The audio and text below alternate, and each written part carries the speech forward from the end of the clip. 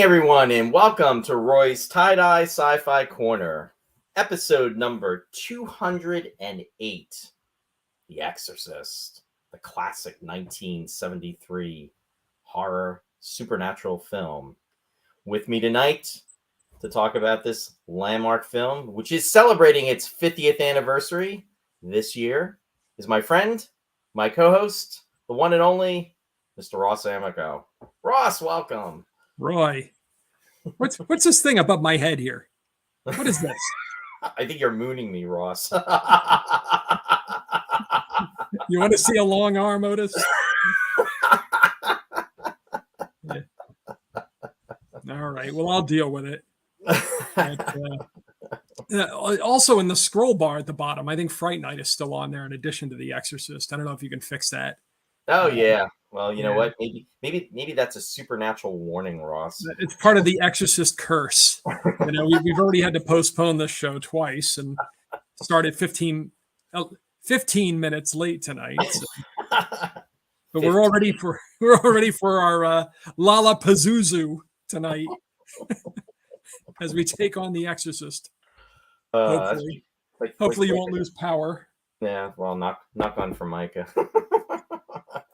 The power of tie-dye compels you. It's compelling something. I'm not sure what. Yeah. Well, I hope we have a compelling conversation about this movie. It's an important one. So. No, I agree. Yeah. Hey. 50 years of The Exorcist, the most perverse Christmas movie of all time. Since it opened on December 26th, 1973. You know, it's funny. Before I had looked that up, I was thinking, knowing that it was the 50th anniversary, and then I'm going through the records and I'm like, really? Day after Christmas they premiered this movie. You know what would have been as bad as that, Ross? What? Us talking about the show the day after Christmas. I'd have gone for it. I know you would have. But I know I would have had opposition from my co-host. Anyway, yeah. I want to say hi to the folks that are out there. I see Randy Lee is joining us. Randy, welcome. He said his head is spinning in the hopes that we actually do this. Well, we're here right now. Welcome, Randy. Thanks for joining. Christian is joining us from Canada. Yeah. Welcome, Christian. Sue is also out there. Hey, Sue. She's saying, I cannot get over how cool and fun this new opening sequence is. Thanks so much to Jeffrey. Yes. And how about this? That's what I want.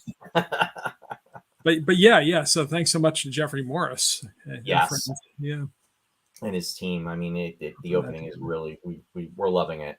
Much, very much appreciated. Thanks again, Jeffrey. Christian is also commenting. Martin Landau asked William Friedkin for the part of Father Merrin, but Bill said, "No way, you are Rollin Hand." Whoa. And just as somebody got that, Mr. Luthor. Hey, Lou. Lou's joining us from Rhode Island. Welcome, Lou. Don is out there. Don is joining us from Delaware. Welcome, Don. Good to see you out there.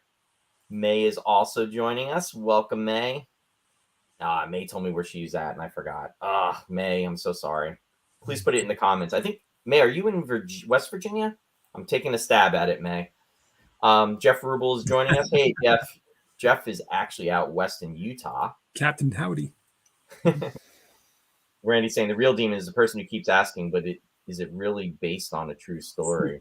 Ooh, that is the question. Good comment. Good point. Randy, are you? I'm trying to remember. Randy and I said I wasn't going to forget. I'm thinking Randy's in Wisconsin. I might be wrong on that. Yeah. I'm pretty good. No, May's in Edmonton, Canada. Sorry, May. I'm slipping. I am actually recovering from bronchitis, so I'll use that as an excuse. I'm actually on antibiotics, so I'm not contagious. Yes, I did remember. Okay, good. Glad at least I got part of it right tonight. So, all right, good. Yeah, so The Exorcist, Ross. The Exorcist. You know, I remember in the 70s this movie coming up just, as a kid, hearing about it in discussion. The previews were on television. on television as far as advertising it. The only thing is, though, it was almost like taboo. It was like almost something the buzz was not to see it because it was so, demonic, so bad, really. Do you recall that? Evil. Well, there was a lot of concern about it, but the novel had been such a runaway bestseller. I remember my mom had read it. I got around to reading it finally, I don't know, within the last 15 years or something. And I was just surprised by how not scared I was by it. Whereas I have a total different reaction to the movie. So it's not that I don't find The Exorcist, worthy of respect and fear. Right.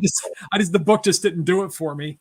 And it's interesting. I wonder if, because this movie is a huge cultural phenomenon, despite the picketing and the concerns about, Billy Graham said that the devil's in every frame of the film, but it was kind of,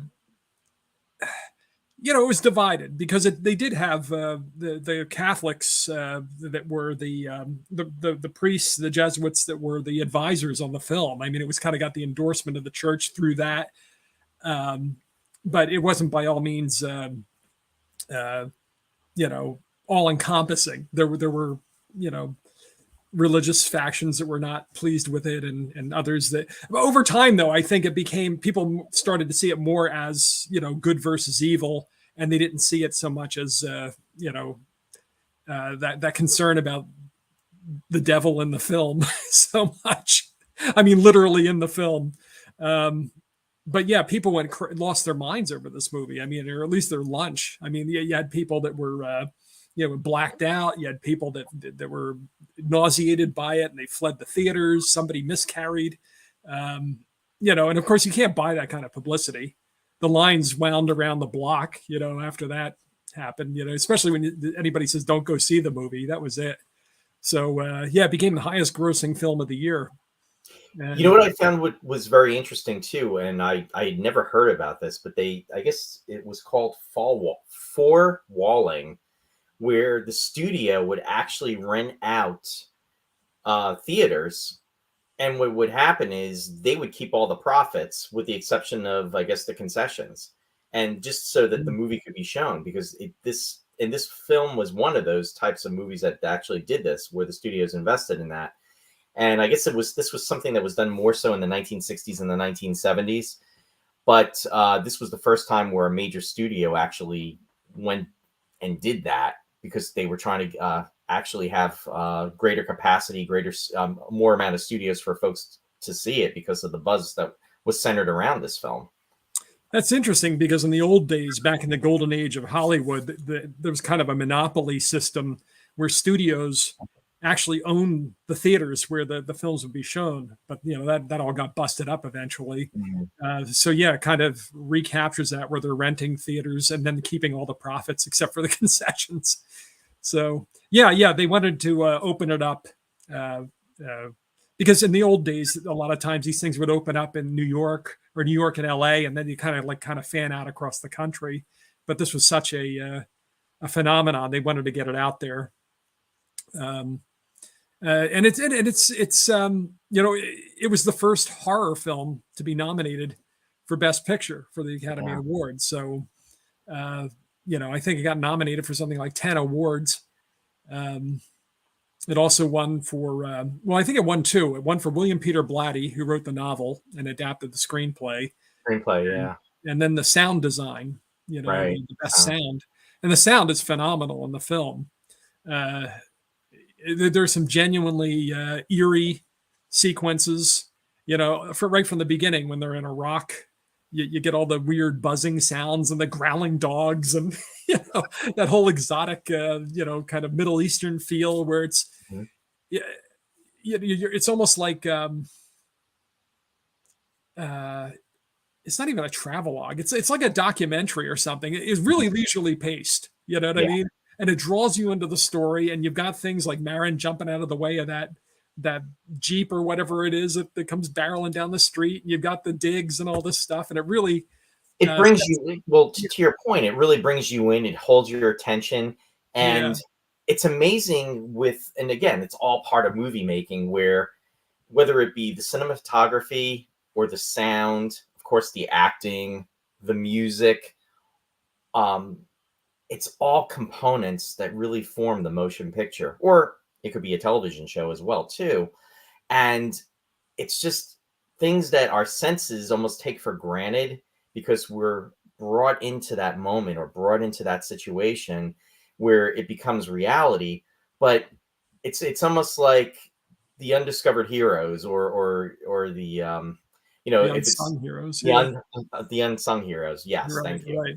Where it's just that if it's working, you're just kind of going with it. But Right. if it doesn't work, then people will be first to say, "Gee, why was that off?" Or "How come? What's going on?" So it's really the Right. unsung heroes of that. And The craftsmanship is so impeccable on every level that mhm, you're just totally drawn into it. And yeah, you don't notice the stuff. Yeah, the eye for detail, even the stuff he chooses to film. Friedkin, using obviously local people. You know what I mean? yeah, Just the details he picks in that opening Iraq sequence, and you got kind of this slow burn. I mean, there's tension through the movie and dread, and then you have these moments where things just kind of erupt. But it's so unlike what we're used to nowadays with the pacing of the film, right, and I just find that interesting because this was always kind of the litmus test. This was always the high watermark for horror, at least through the 70s and probably the 80s and 90s. I kind of felt like The Exorcist was it until like the turn of the millennium. And I still hold it very high on the scale of scariest movies ever made. But, I wonder if younger people, and I'm pretty sure the younger people coming to see this don't look at it the same way that we did coming up with it. Just because, and I wonder if it's because I mean, a lot of reasons. We didn't have home video back then. right, We didn't have the internet. We weren't inundated. You know what I mean? When you saw a still from this movie, it was usually Marin, Max von Sydow, looking up at the house. You know what I mean? Or you would see in a magazine or a newspaper or something, maybe Reagan reaching up and the statue of Pazuzu there materializing in her bedroom or what have you. You wouldn't see a lot.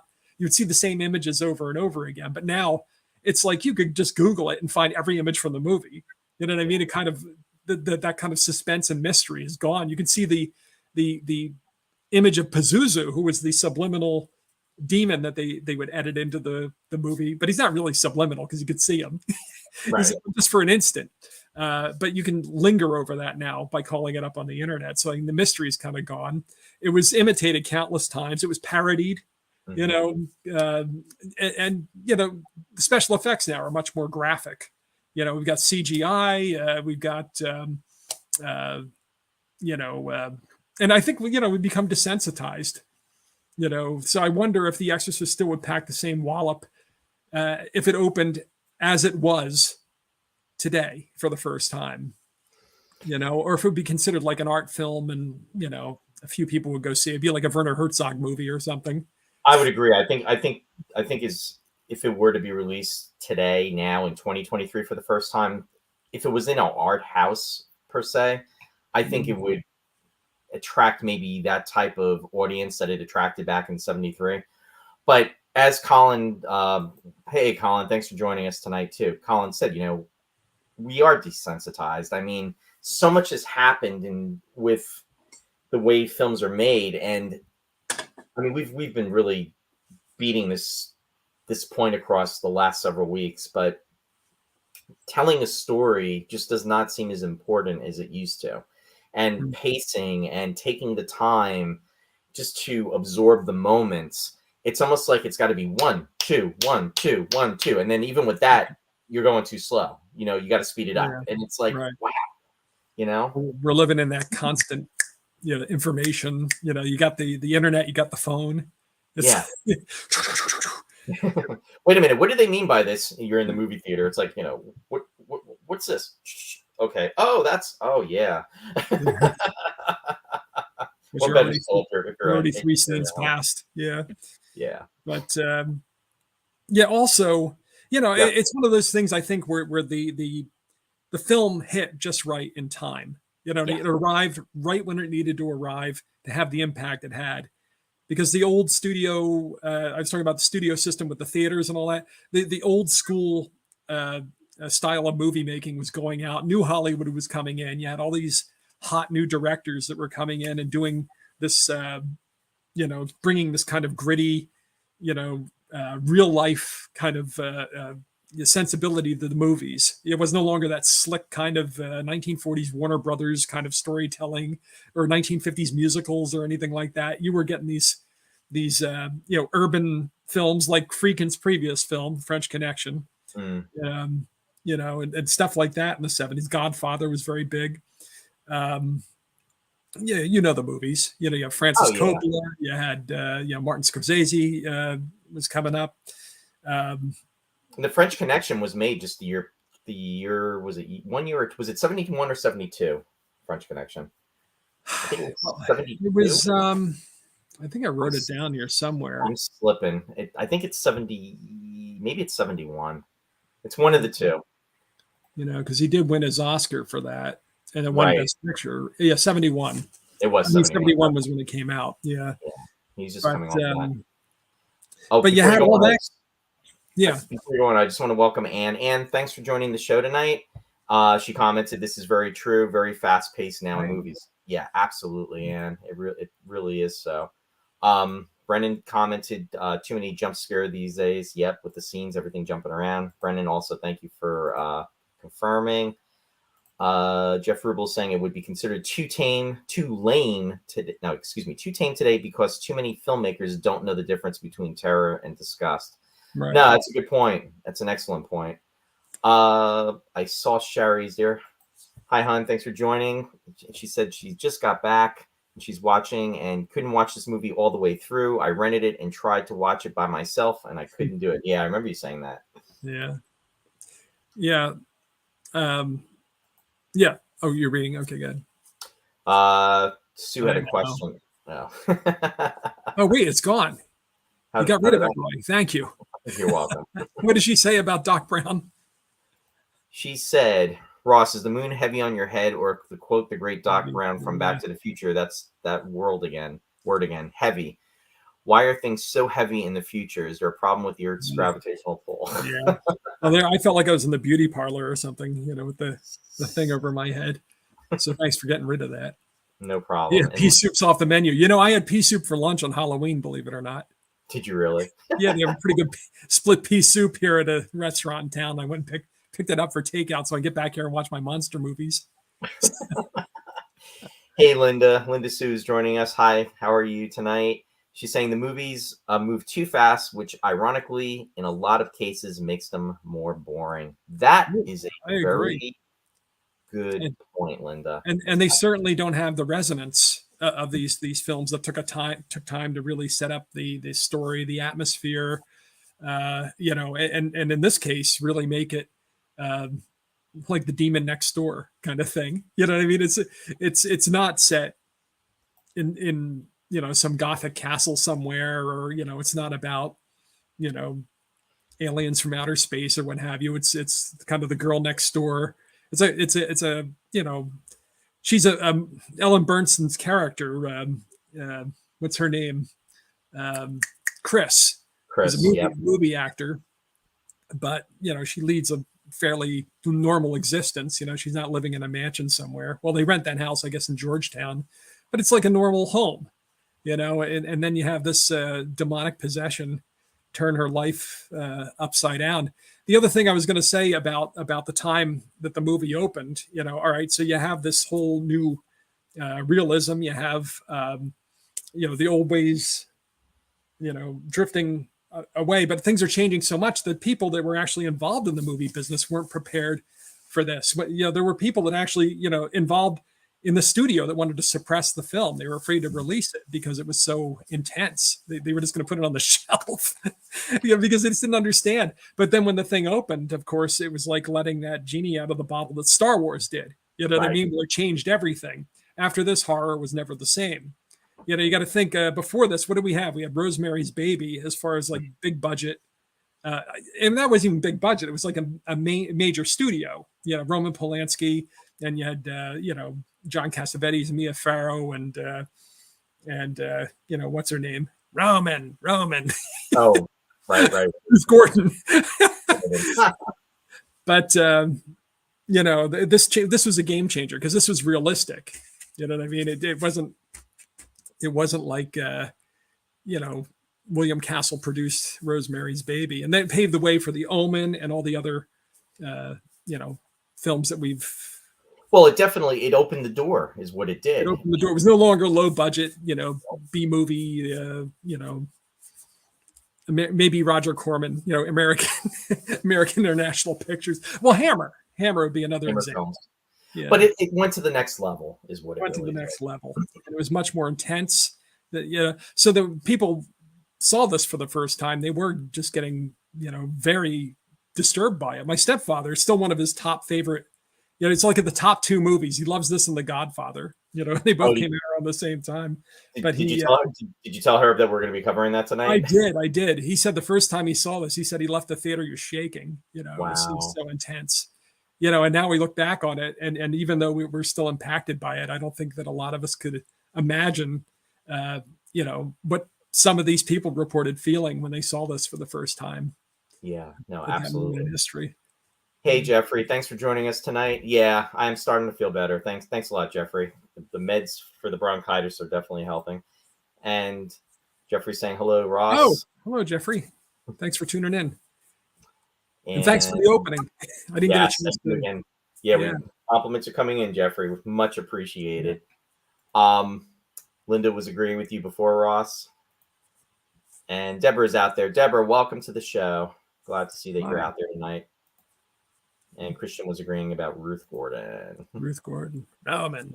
Oh, Eva's out there. Eva, hey. You know what, Eva? I was wondering how you're doing because I know you haven't been on the show for a while. Hope you're doing well. Great to see you out there. And Anne is saying Repulsion. Repulsion. There you go. Another Roman Polanski. Right. It's interesting too, Ross. Eva's saying one of my favorite movies as well. I feel like the book is even scary. Yeah. More descript. Nick McCarty's also in the house. Welcome, Nick. Good to see you out there too. Roman Polanski. Last night we were watching. Did you ever see the 1988 film Frantic with Harrison Ford? Yes. I never saw that and was not familiar with it. Kind of did a search on underrated 80s films, and that actually came up as far as like thrillers. Yeah. And it definitely had a tone of its own. I thought it was a little long. I thought it was trying to get to a certain point, but it was just too expanded. I mean, just like we were talking before, tell the story. Things don't have to jump around. But in the case of that film, I felt that it was just a little too much. But yeah, I saw it in the theater when it was out. I haven't seen it since. I remember not being that taken with it. I mean, considering the talent involved, I expected a little more. Yeah. But, so the thing about, not the thing, because there's a lot of stuff about it. The pace of the film is not really what we're accustomed to nowadays. But it's funny because, and not funny, but William Friedkin, the director, said, I have the DVD for like the 25th anniversary, release of it or commemoration of it. Now we're at 50. It's crazy how time flies. But yeah, he was talking in the documentary on there with William Peter Blatty, and saying he would never. There was some friction there because Blatty had scenes written for the film that Friedkin either didn't film at all, or he took them out of the movie before it was released. And Blatty really thought they were important to the film. And at the time, Friedkin's going on about, he said he would never change The Exorcist. I'll never change it. This is like such a good movie and everything's perfect in it, and I'll never change it. And like 3 years later, he came out with the version you've never seen, the first director's cut, where he puts all the stuff back in that he cut out, including the spider walk. But so I don't know what that was about, because he went to the trouble. He told this whole anecdote about this painter, French impressionist painter by the name of Pierre Bonnard. and how he walked into the Louvre where one of his paintings was hanging, and he was there with a brush actually touching up the painting, because he was dissatisfied with it. And they came in and they threw him out, and they said, forget it, it's done. It's hanging in the Louvre, it's over. And I wish people would do this to George Lucas and Richard Donner and William Friedkin, all these guys that go back and do these director cuts. Ridley Scott, just get out of the kitchen. Get out of the kitchen. There. It's out there. We're done. It's been cooked. Once we've seen the movie, it's become part of the psyche. Our zeitgeist, or our wider cultural awareness. Look at Blade Runner, Ross. How many versions of Blade Runner are out there now? I think I saw 2 of them, and that's enough. I actually don't have a problem with them redoing something as long as they don't destroy the original print. If you want to, you know what I mean? If you want to expand upon your work, and if you want to present something else or in addition to, I'm fine with it, but don't destroy the original. Why do you have to do that? Could you imagine? It would be almost like with the Mona Lisa. Could you imagine? You were using the example before, but could you imagine about that? I could have done it better. I could have done it better. Nobody does it better. Here's the new revised version of it. And then you're never looking at it through the same eyes as you were when you did it the first time, and it's just a totally different, experience. Right. So, I mean, we've judged. We've accepted it. Move on. Make something else good. Of course. Hey, May commented, she said, some of the theaters in my region had a nurse on duty in case someone in the audience was sick enough to need medical care. Yeah. Brennan commented and said last Tuesday would have been Ruth Gordon's 127th birthday. Wow. Oh, that's crazy. And Christian is saying, knife in the water repulsion. And I'm Cole D. Sack, fearless vampire killers, then Rosemary's Baby. Yeah. And interestingly, Don said his The Tenant is wild. Yes, The Tenant, right. Interestingly, that Jack McGowan, who plays Burke in this film, is in Polanski's Fearless Vampire Killers. And I never realized that. Having seen the film a couple of times, I never drew the connection that it was him because he has all the makeup. But he was in The Quiet Man. He plays Feeney, Victor McLaughlin's, what do they call it? Spit licking assistant or what have you. And he's in Darby O'Gill. Oh, that's right.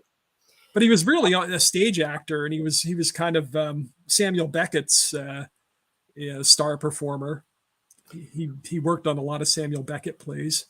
Speaking of that, I was talking to Bill Scarato just today, and interesting enough, we got in conversation and we were talking about the movie, and then he brought up about Jason Miller, and I just kind of forgot, and that Jason Miller, the playwright, and not only was he a playwright, he was also an actor as the father in this film. The interesting thing is, Bill was saying that he wrote one of his favorite plays, which was this championship season, and it was something, which Bill wanted to do about 3 years ago. And then what happened was COVID hit, and I remember when he was pretty excited about adding that to the list for Country Gate performances, or excuse me, productions. And here, I guess Jason Miller actually had a theater group that was in Scranton, Pennsylvania. Yeah, that's where he grew up, and that's where he basically returned whenever he wasn't making a movie. He decided that what he really wanted was just regional theater. So he wrote what he knew, and he directed. He was the artistic director of the theater there. What was it? The Scranton Public Theater. And that championship season won the Pulitzer Prize for drama, and also a Tony. In 1973, the same year that this movie came out, so literally 50 years ago. And that's what I'm sorry. I was just going to say, and led into what Eva was saying. She said she was going back and forth regarding who is her favorite cast member from this, because there really is a powerhouse of actors, performers in this movie. Some that were not so known then, but later became well known and well respected. Oh, Jason Miller's amazing in the part. You know what I mean? You wouldn't have him as in every movie, but he's great in this role. And in that first production of that championship season, the cast included Charles Durning, Richard Dicehart, and Paul Sorvino, which I believe, I'm not sure about this, but I believe Paul Sorvino actually lived in the Poconos because he was cited in like Wegmans up in like around Nazareth, Oh, really? by my parents at some point, and I have a feeling he was kind of local. Interesting. But anyway, they were in Jason Miller's play, and that's where Friedkin spotted him, of course. And well, what was interesting too was Stacy Keach was originally signed up for the role. Yeah. And he actually gave him the script after seeing him in the championship season. He read it, and when he read the part, he essentially said that was him because he actually had studied to be a priest. Yeah, they had to buy Keach out of his contract. Yeah. Yeah, there was so much money spent on this movie for crazy stuff like that, and the studio was like really kind of Warner Brothers was kind of biting its nails about it. But then, boom! When it opened, it just surpassed. It was the highest-grossing Warner Brothers film of all time. In fact, until this past year, Barbie is the one that surpassed it. Oh, really? Yeah. Before that, The Exorcist was the highest-grossing. Did you go see it, Ross? Barbie? No, yeah. I would have, but I would have Barbenheimered it though. I would want to see them both together, like everybody did. So I didn't see Barbie. I did see Oppenheimer, but I would have liked to have seen them as a double feature. Yeah. Sorry, I'm a sucker for that kind of thing. No, I wanted to see Oppenheimer. I love a good gimmick. What's that? I wanted to see Oppenheimer. Yeah, well, I think you still can. I don't know, but that's another good example though of a film that just kind of really took off and nobody really expected it to do. They expected it to do well, but nowhere near as well as it did. It was totally that whole Barbenheimer campaign that gave it the boost. They'll never be able to replicate it. No, lightning in a bottle. Christian said also the set caught on fire. Max von Sydow's brother died in the making. Yes, wow. The Exorcist curse, exactly. I mean, there was all kinds of stuff that happened during the making of this film, and that's why we refer to it from Roy's, having to postpone this 2 times. It's the curse. It's the curse. Yeah. A lot of people, according to Ellen Bernstein, the 9 people died, she said. But I think they're varying. I keep putting an N there. It's Ellen Burstyn. Depending on who you ask, they'll say so many people died. But Max von Sydow's brother died. Jason Miller's son got hit by a motorcycle and he was hospitalized through the making of the film. In fact, interestingly, the one priest who was the advisor when Blatty was writing the book, because I guess Blatty had studied, I forget if he was studying Latin with him or something in Brooklyn when he was a kid, and then he met him again at Georgetown University. He sat with Jason Miller's, was it Jason Miller's son? Yeah, Jason Miller's youngest son in the hospital while he was filming. Okay. It was Thomas Birmingham, the older priest with the white hair, was the one that sat with him. Yeah, he was an advisor on the film, as was William O'Malley, who played. He was actually a father. Dyer. Yeah. They were both. That was very interesting. Yeah. He was good in it. I thought for a non-actor, I thought he did a great job. Well, I think he was involved in theater or on some level too. So he had some kind of theater background, but not a professional actor. Right. So, and part of the reason that he gave such a convincing performance, of course, is that William Friedkin was like he got away with stuff that you would never get away with nowadays. Well, striking the actors to get a reaction during the film, and then filming right after hitting them. You can't do that. That's absolutely what he did with O'Malley. When he goes and does the last rites over Jason Miller. He gave him a good slap before the cameras rolled. He would discharge guns on the set. and that got Jason Miller crazy, because he'd go to start the scene and then he'd fire a pistol next to his head to get Well, him. and the other thing that he did too was with the vomiting. I mean, when they were doing the rehearsals, I guess the vomit was going over him or going past him or near or on his no, I'm sorry, it was going on his supposed to go on clothing. his. And then what they did was when they actually did the actual shoot, it went right into his face. For what I understand, that was actually an accident, but that was totally the kind of thing the Freakin' would do. And yet again, the actor, was angry at the time, but yeah, Disgust. Yeah. They retook it a few times, but that's the shot they used. And then if you go back and watch that, you can see that this, he's really just like annoyed, which you can't blame him. So what was that, a commentary or documentary? What did he say there? He said Fear of God, Exorcist in it's all in, very good documentary. Okay.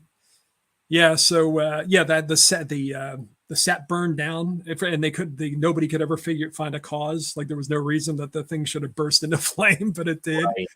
And there were all manner of things that happened on this film. People who were otherwise healthy just dropping dead, and except for Jack McGowan, he unexpectedly died, but he died right after he finished this film, after he got thrown down the steps in Georgetown, I guess. I would hope that we don't actually see it, so they didn't actually throw him down. I'm only kidding there. Although with frickin', you don't know. Was interesting the choices of actors and actresses, because the studio, like you were saying earlier, was was not very happy about the direction they wanted. They always want to have names, and in regards to some of the leading ladies that they were looking at, Audrey Hepburn, Anne Bancroft, Jane Fonda, Carol. In fact, Carol Burnett was considered at one point, but I guess the studio said no because they felt that it just wouldn't work, because being so well known for her comedic talents that they just couldn't envision her in that type of role, that they were worried that she wouldn't be taken seriously. Yeah. Shirley MacLaine was who Blatty had in mind when he wrote it. And Ann Burstyn has a little bit of that quality about her, I think. Yeah, I would agree. Or Ellen Burstyn. Why do I keep getting her name wrong? I conflate her with a few other actors. That's why. But in any case, I couldn't imagine Audrey Hepburn in the movie without it being a different experience seeing the movie. Sometimes you can't have faces. I mean, she was a big star at that time, Oh yeah. So you can't have two familiar faces in certain films and have them have the same. There you go. Another pea soup comment. Hey, Leslie, thanks for joining us. Yeah. But yeah, Friedkin, this is the guy who, for the French Connection, when they filmed that car chase, he didn't even have a permit for that. They just went and did it. Try doing that today. This is the kind of guy he was. May is saying Carol Burnett did a really funny parody of The Exorcist. I have not seen that, May. I'm gonna have to. I bet you that's on YouTube. It's worth checking out. Thanks for sharing that info.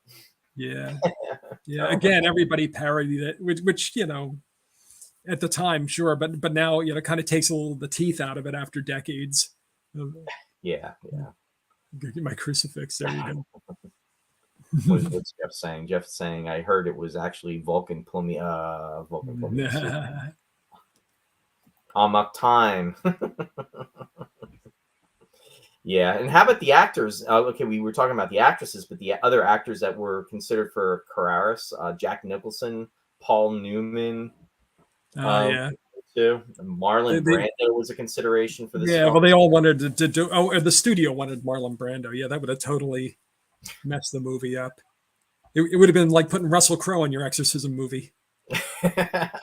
Oh, wait a minute, they did that.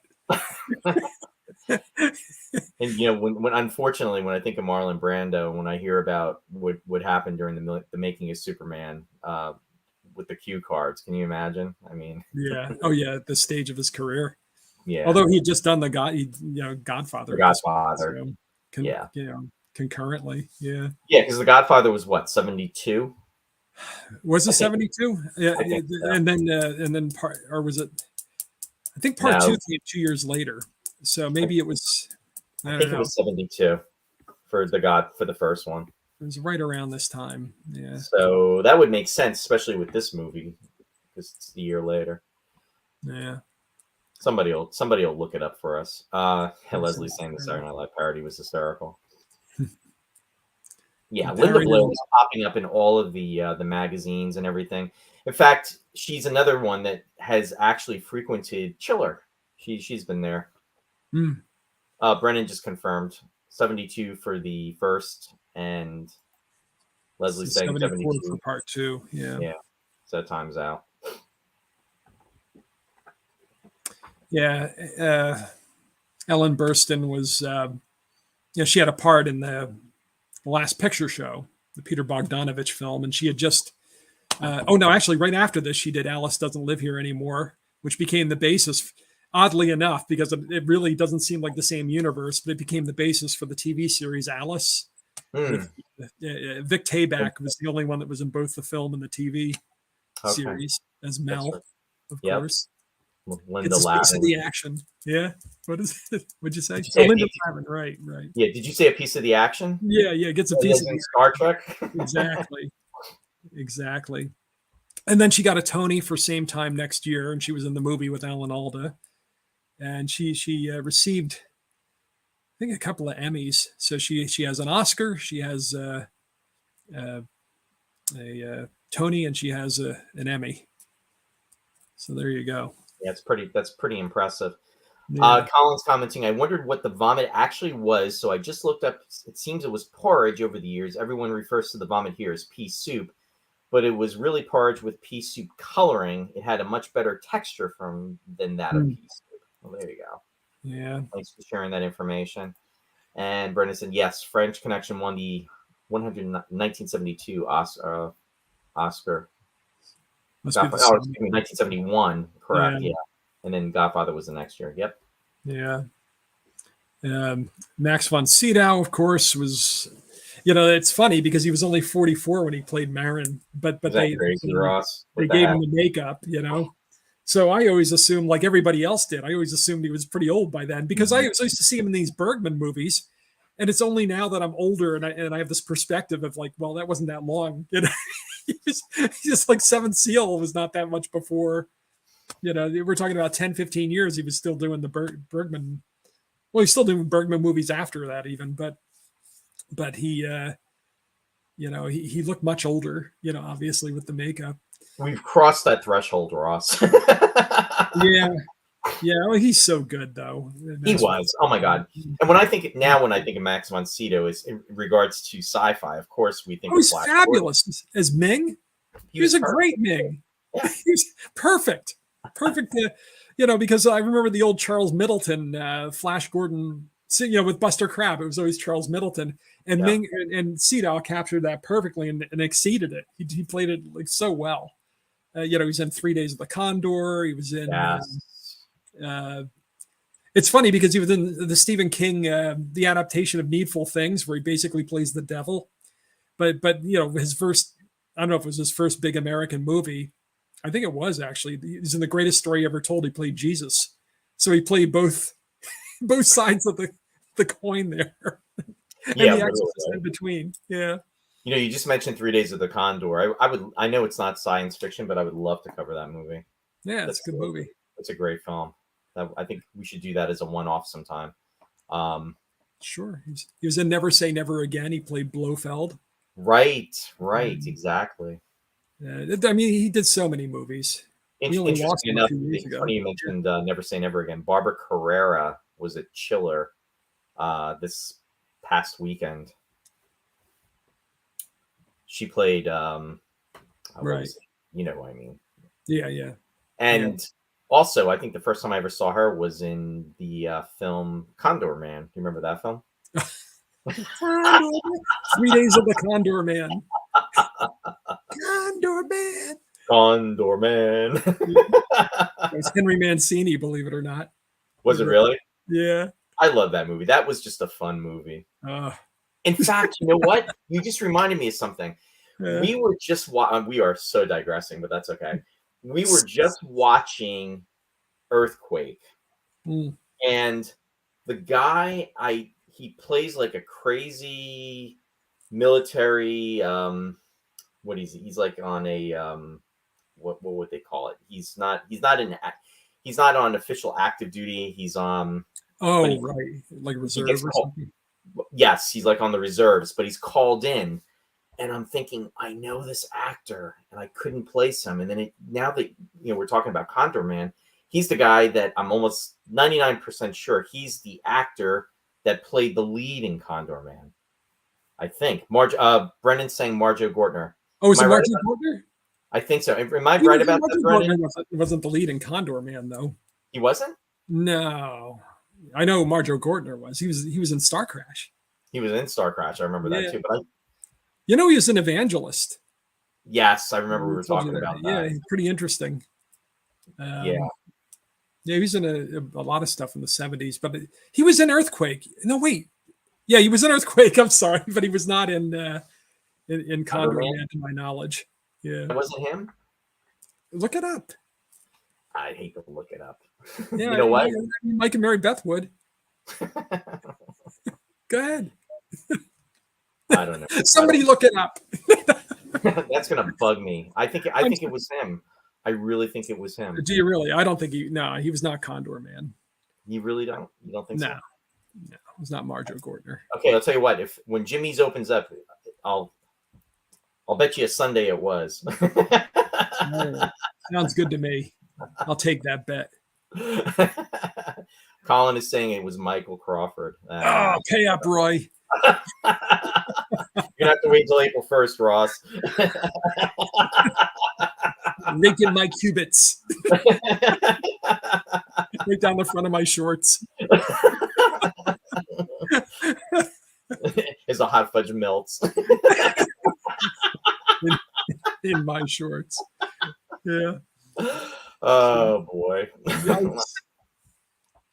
There's a great doc about him called Marjo. Oh, okay. All right.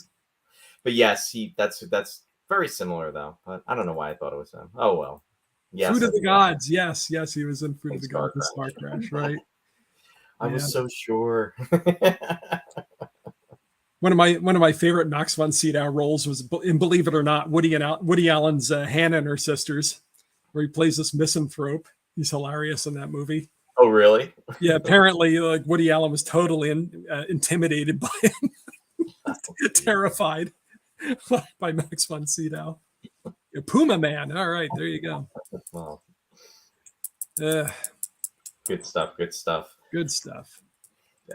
So when was the first time you saw this movie, Ross?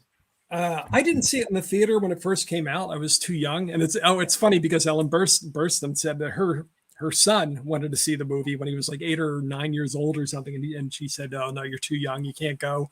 So on his 14th birthday, she said, "Okay, now you can go see The Exorcist." So he went to see The Exorcist, and years later, he went back to her and he says, "Mom, I was reluctant to tell you, but you were right. I was too young." Well, you know what? We'll come back. 14. Yeah. Coming back to that in regards to being too young, think about it. The actress that they had for this, I mean, Linda Blair was 12 years old at the time. They were trying to get a 12-year-old to essentially carry this film. 12-year-olds that were actresses in that time frame. Do you remember Pamela Ferdin, who did a lot of episodic television? She did a classic Star Trek episode, All the Children Shall Lead. She was in that. If you ever watched, do you remember Space Academy with Jonathan Harris? It was on Saturday morning. Sure. He was in that. Also, she did the voice of Lucy for the Peanuts TV shows. Oh, really? Well, there you go. I could see Lucy easily being possessed by the devil. She was also, yes, and the Hague is out there. John, welcome. Good to see you out there. Yes, and she was Edna on Odd Couple. She was one of the daughters. Was it Oscar's or Felix? No, it was Felix's daughter, I think. But she didn't get it. Jamie Lee Curtis. They thought about, and then Janet Leigh said no. She didn't want her daughter doing that. That was another consideration. I did see that. The girl from whatchamacallit, Willy Wonka and the Chocolate Factory. Right. Yeah. I saw that Carrie Fisher was a possibility too, but Debbie Reynolds just hung up. She said no way. Yeah. Yeah. So, but they went with Linda Blair, and I thought it was very interesting, the conversation that he had, William Friedkin had with had with her in regards to the film, to see if she knew what it was about, and she said that she had read the book and understood everything.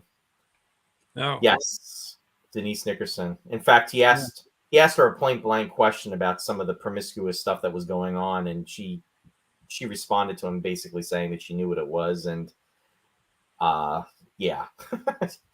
See, that's the other thing that would have been shocking, I think, back in '73, to have this language not only in the movie but uttered by a possessed 12-year-old or what have you. Sure. Now I watch it and I'm thinking, boy, is that the best the devil can do? I mean, if I were the devil, I would have come up with so much better profanity. It was so one note. It's like, come on, But that's to your point, though, that's where the movie's a product of the times, because with the subject matter that was being discussed, it was shocking. I mean, it would have been very shocking. Exactly. Yeah. Anne's commenting. She said, "Poor Linda Blair. She was so traumatized by that film, but any young girl would have been back then." No, totally agree. Anne. Absolutely. And there were injuries on the set. As I said, William Friedkin was kind of rough on the actors, and Ellen Burstyn received a back injury, because she was yanked back on a cord or a rope at a point when she's supposed to be, pushed. Maybe is it when Regan slaps her, or with there's some kind of supernatural thing where she gets cast back or what have you. Right. But they pulled her back on the rope. The effects artist did, and she wound up fracturing her coccyx or something, and she still has pain from it. But Linda Blair also received a back injury when she was in that harness flopping in the bed. But that was an accident. It was the stuntman who really went enthusiastic, or the special effects artist, I'm sorry, went over enthusiastic but the harness started coming loose, and I guess, she was being shaken back and forth in kind of this loose, corseted thing that should have been fitting her more tightly. So she had back issues from that also for years and years. Yeah. Can you imagine, you do something that young, and then you're essentially partially traumatized as a result of being in that. And then you're also suffering physical debilitation as a result. Yeah. And then you have the stuntman who went down the steps, and he seemed to do okay. Yeah, exactly. Because they put like a half inch of rubber, I guess, on each step going down the steps and the stairs in Georgetown. So, and he said he just totally went lax. He said, "How'd you do it?" He said, "Zen." He said, "You just totally let go of everything and just roll down the steps." That's how he avoided injuring himself. My last apartment in Philadelphia, I lived at the top of a set of stairs like that. It was really? Yeah. Whenever anybody would go to visit, they say, "What is this, The Exorcist?" You'd go all the way up, and my door was up at the top. And sure enough, when I moved out, then I was moving my mattress by myself, and I lost hold of it, and it started pinwheeling down the steps, and took out a chandelier. Nice. Do you miss Philadelphia, Ross? I couldn't get out fast enough, which is why it was 32 years. I thought I would see a couple of the photos from the movie. I was moving mentally from the day I got there. But it took me 32 years to get out. 32. So I still can't get over that, Ross. The Great Escape. Yeah. That blows my mind. I should have tunneled. Yeah. Okay, so here are the actors. I'm sorry. Yeah. No, it's okay. But Jason Miller, though, I mean, the intensity that comes through in his performance is truly amazing. He's like a tortured soul in this film. Yeah, and he's kind of well, not the only one, because we're seeing the story from several viewpoints, but he's almost like a surrogate for the audience in some respect. Mm-hmm. That's the other thing. I wonder if there's more of a lack of hope or faith now. And I'm not just talking about religious faith. This was at a time when, we had assassinations in this country. We had, political, first big political kind of Watergate. You had, Vietnam. there's all kinds of stuff shaking our faith in institutions, and I'm wondering if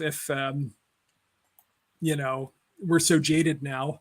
We expect these kind of things. We're not surprised anymore when something goes awry with politics or political figures or anything like that. Nothing shocks us anymore. But back then, I think that people were a little edgy about everything. We're pretty much resigned to the fact that the world is ending. So, so I don't think anything shocks us anymore. Well, I think in regards to the time, it was less tainted. And I'm not saying that things weren't happening, but I think as a culture, I think things are we are more jaded now than we were then. Yeah, back then it might have still been it was fresh back then. We were seeing all this stuff on the news all the time. And you had this underlying crisis of faith, whether it be religious or not, maybe, just as far as hope, Yeah, Brennan's agreeing with you on that. Oh, there you go. Don is saying the real steps are behind a grocery store in Washington. I think I went there at night 20 years ago. Oh, okay. Yeah, and interesting enough, because this is supposed to be taking place in Washington, D.C., but they filmed this movie all over the place, and parts of it actually were filmed in Manhattan and New York City. Right, the interiors. Yeah. Especially the bedroom, which was in a big refrigerated unit. Yeah. Supposedly they kept it something like 20 degrees below zero or something. Because he was trying to actually capture, he wanted to be actually able to see the breath of the actors as it was being filmed. Could you imagine? See, now we have CGI, and they would just kind of just do the, they'd animate the breath, but then you wouldn't have the rigors of having to perform in this for weeks. I forget how many days they had to do this. Originally it was an 85-day shooting schedule, and it went to 224 days. Which is crazy. Yeah, because every time they turn on the lights, for instance, they could only shoot for an hour and a half before the temperature rose in the refrigerator unit, and they had to shut everything down again until it got cold. So everything was, practical effects. It was all, mechanical. There was no, computer trickery. Yeah. Yeah. This movie, they started, I guess, principal photography was in August of 1972. So literally 51 years or 50 to 51 years ago where this production actually began. It just doesn't even seem, I don't know. When I think in terms of a 50-year-old movie, I'm thinking back in the 1930s, Ross, maybe even in the 1940s, not crazy. Not 1973, No, it is crazy. I think about that stuff all the time. That.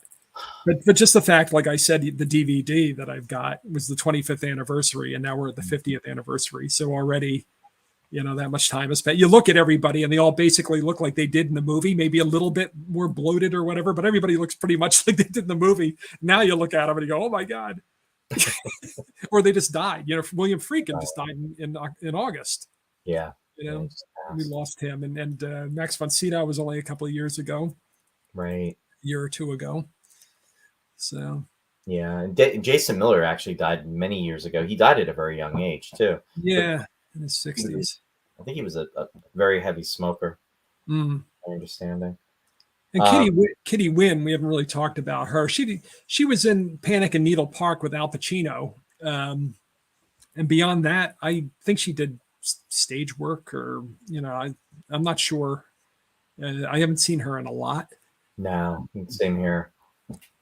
And I don't know. I mean, to tell you the truth, with everything going on in the movie, she doesn't get a chance to really do that much. No, in the film.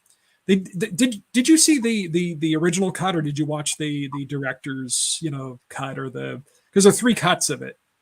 There's the theatrical release, there's the version you've never seen, and then the extended director's cut or something like that. Well, the first time I actually, and this is we were talking about this a few minutes ago.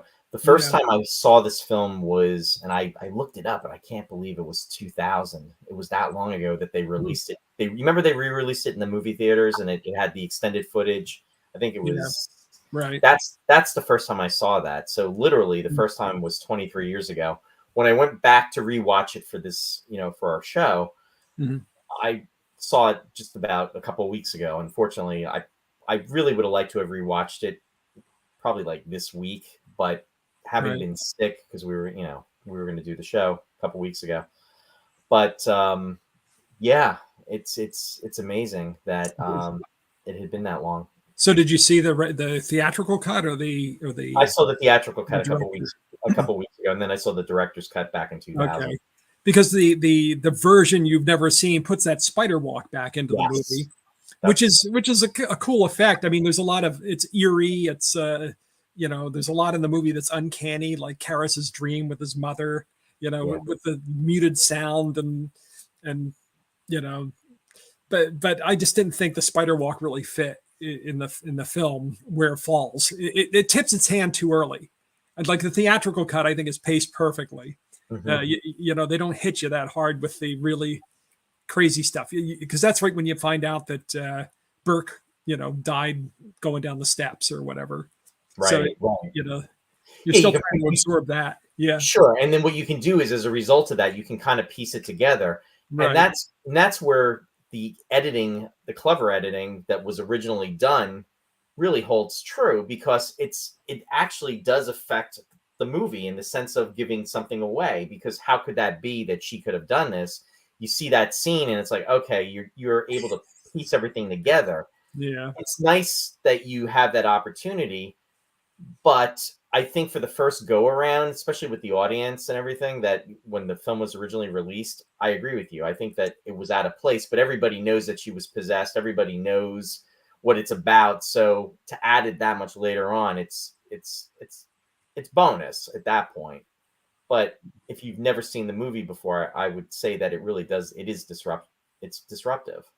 Yeah. Or it's like a spoiler almost in that sense. Yeah, they almost spoil their own. They tip their hand too soon, because you know it's Regan, but you want to kind of you don't want to right up front. Right. How was she able to do it? Let your imagination work before actually showing it and spilling it out.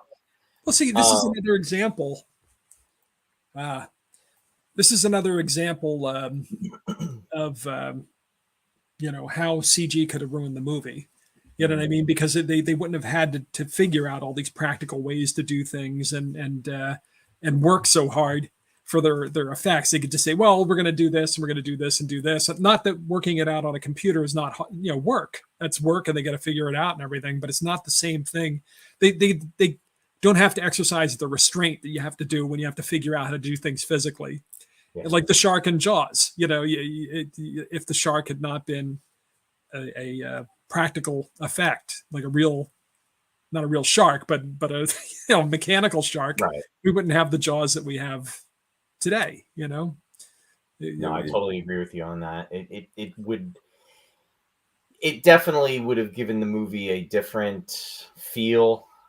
I mean, the actors have to react. One of the comments that I believe Liam Neeson made was that he was really frustrated when he did Star Wars Episode 1, The Phantom Menace, having to work with the green screen and everything. Yeah, and everything was green screen. Yeah. There were no sets. Yeah. Exactly. So as an actor, I think he was, if I remember, and that's just one example of probably so many, you really have to dive deep as far as how you're going to react to certain things. I mean, it's really got to be a reach for an actor to be able to do that.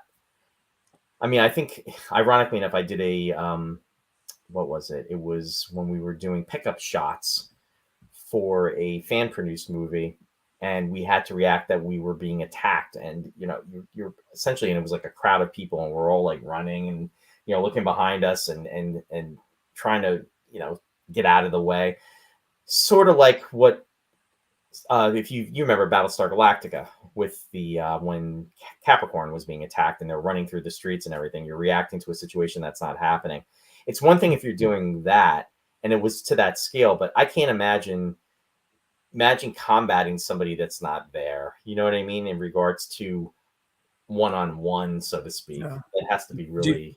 Do you mean like Kerwin Matthews fighting a skeleton? Yeah, exactly. The Ray Harryhausen things. The Harryhausen movies. I mean, exactly. That's another example. Yeah, but that's a little different. I don't know.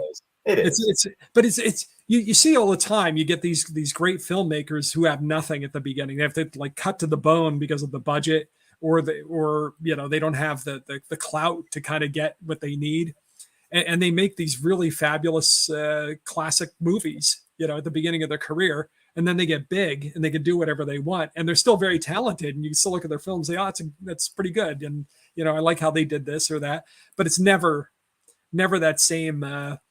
It's kind of like, be careful what you wish for. It's like, if only I had this budget, if only I had this. It's like, okay, here it is, and it's like, oh, you'll never make a good movie again. You're more creative when you're actually trying to scrape by on the pennies that you've got. Because you've got all the resources in the world, you can do what you want, and it's like it's no longer, well, how are we going to figure this out? We've got to get this movie in. My name is George Amico, and I can make any movie I want for $1.95. Oh, I see what you mean. Yeah. with the CG. Yeah. Miller Siley. Yeah, so he had some issues there. Yeah. DeHague said he saw it on ABC Sunday night movie Nightmares for DeHague, and that's with the cuts, right, John? Leslie, hope everything's okay. Sorry to hear goodness. That. Yeah.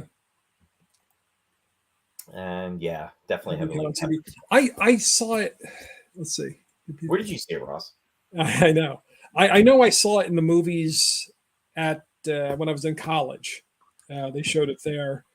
Okay. I don't know that was the first time that I saw it, or if I saw it on TV in some capacity. Because, like I said, it was one of my stepfather's favorite movies, and he always would have it on or what have you. I was probably too scared to watch it. All I remember were the dogs on the hind legs in a rock, like fighting in the sunset. It's like, okay, I'm out of here. I've had enough of this. See ya. And you hear the bees on the soundtrack. Yes, he's looking at the little Pazuzu statue, little artifact. It's like, all right, I'm out of here for this. But and like you said, this is Herb's favorite movie. One of Herb's favorite movies, right? One of his favorite movies. Yeah. Yeah. Well chosen.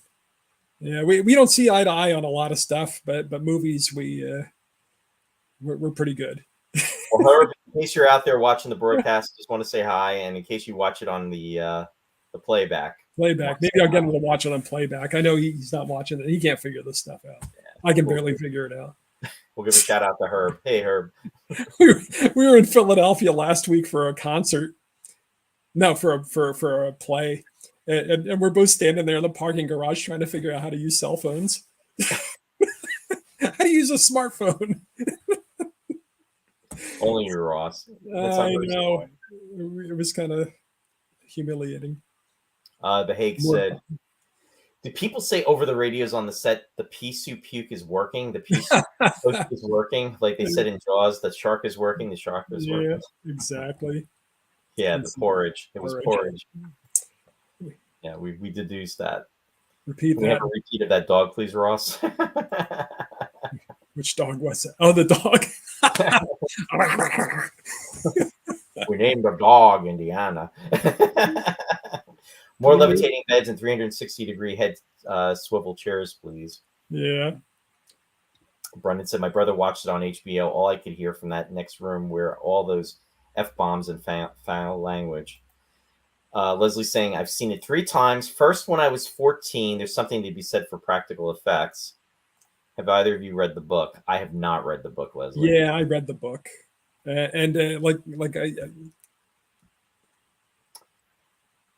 We'll come right back to that, Ross. I didn't know about that. Yeah, I had mentioned earlier that I read the book maybe 15 years ago or something, and I was surprised by how not scared I was by what's the sequence of words? So how not scared I was when reading the book. It was, but I know it was a scary book. I mean, it affected a lot of people when they read it in the 70s, but it just didn't do it for me. And I don't know if it's because I read it so much after the fact, and I'd seen the movie by then, or I just don't find that kind of thing scary in print. Right. I found it scary enough in the movies, though.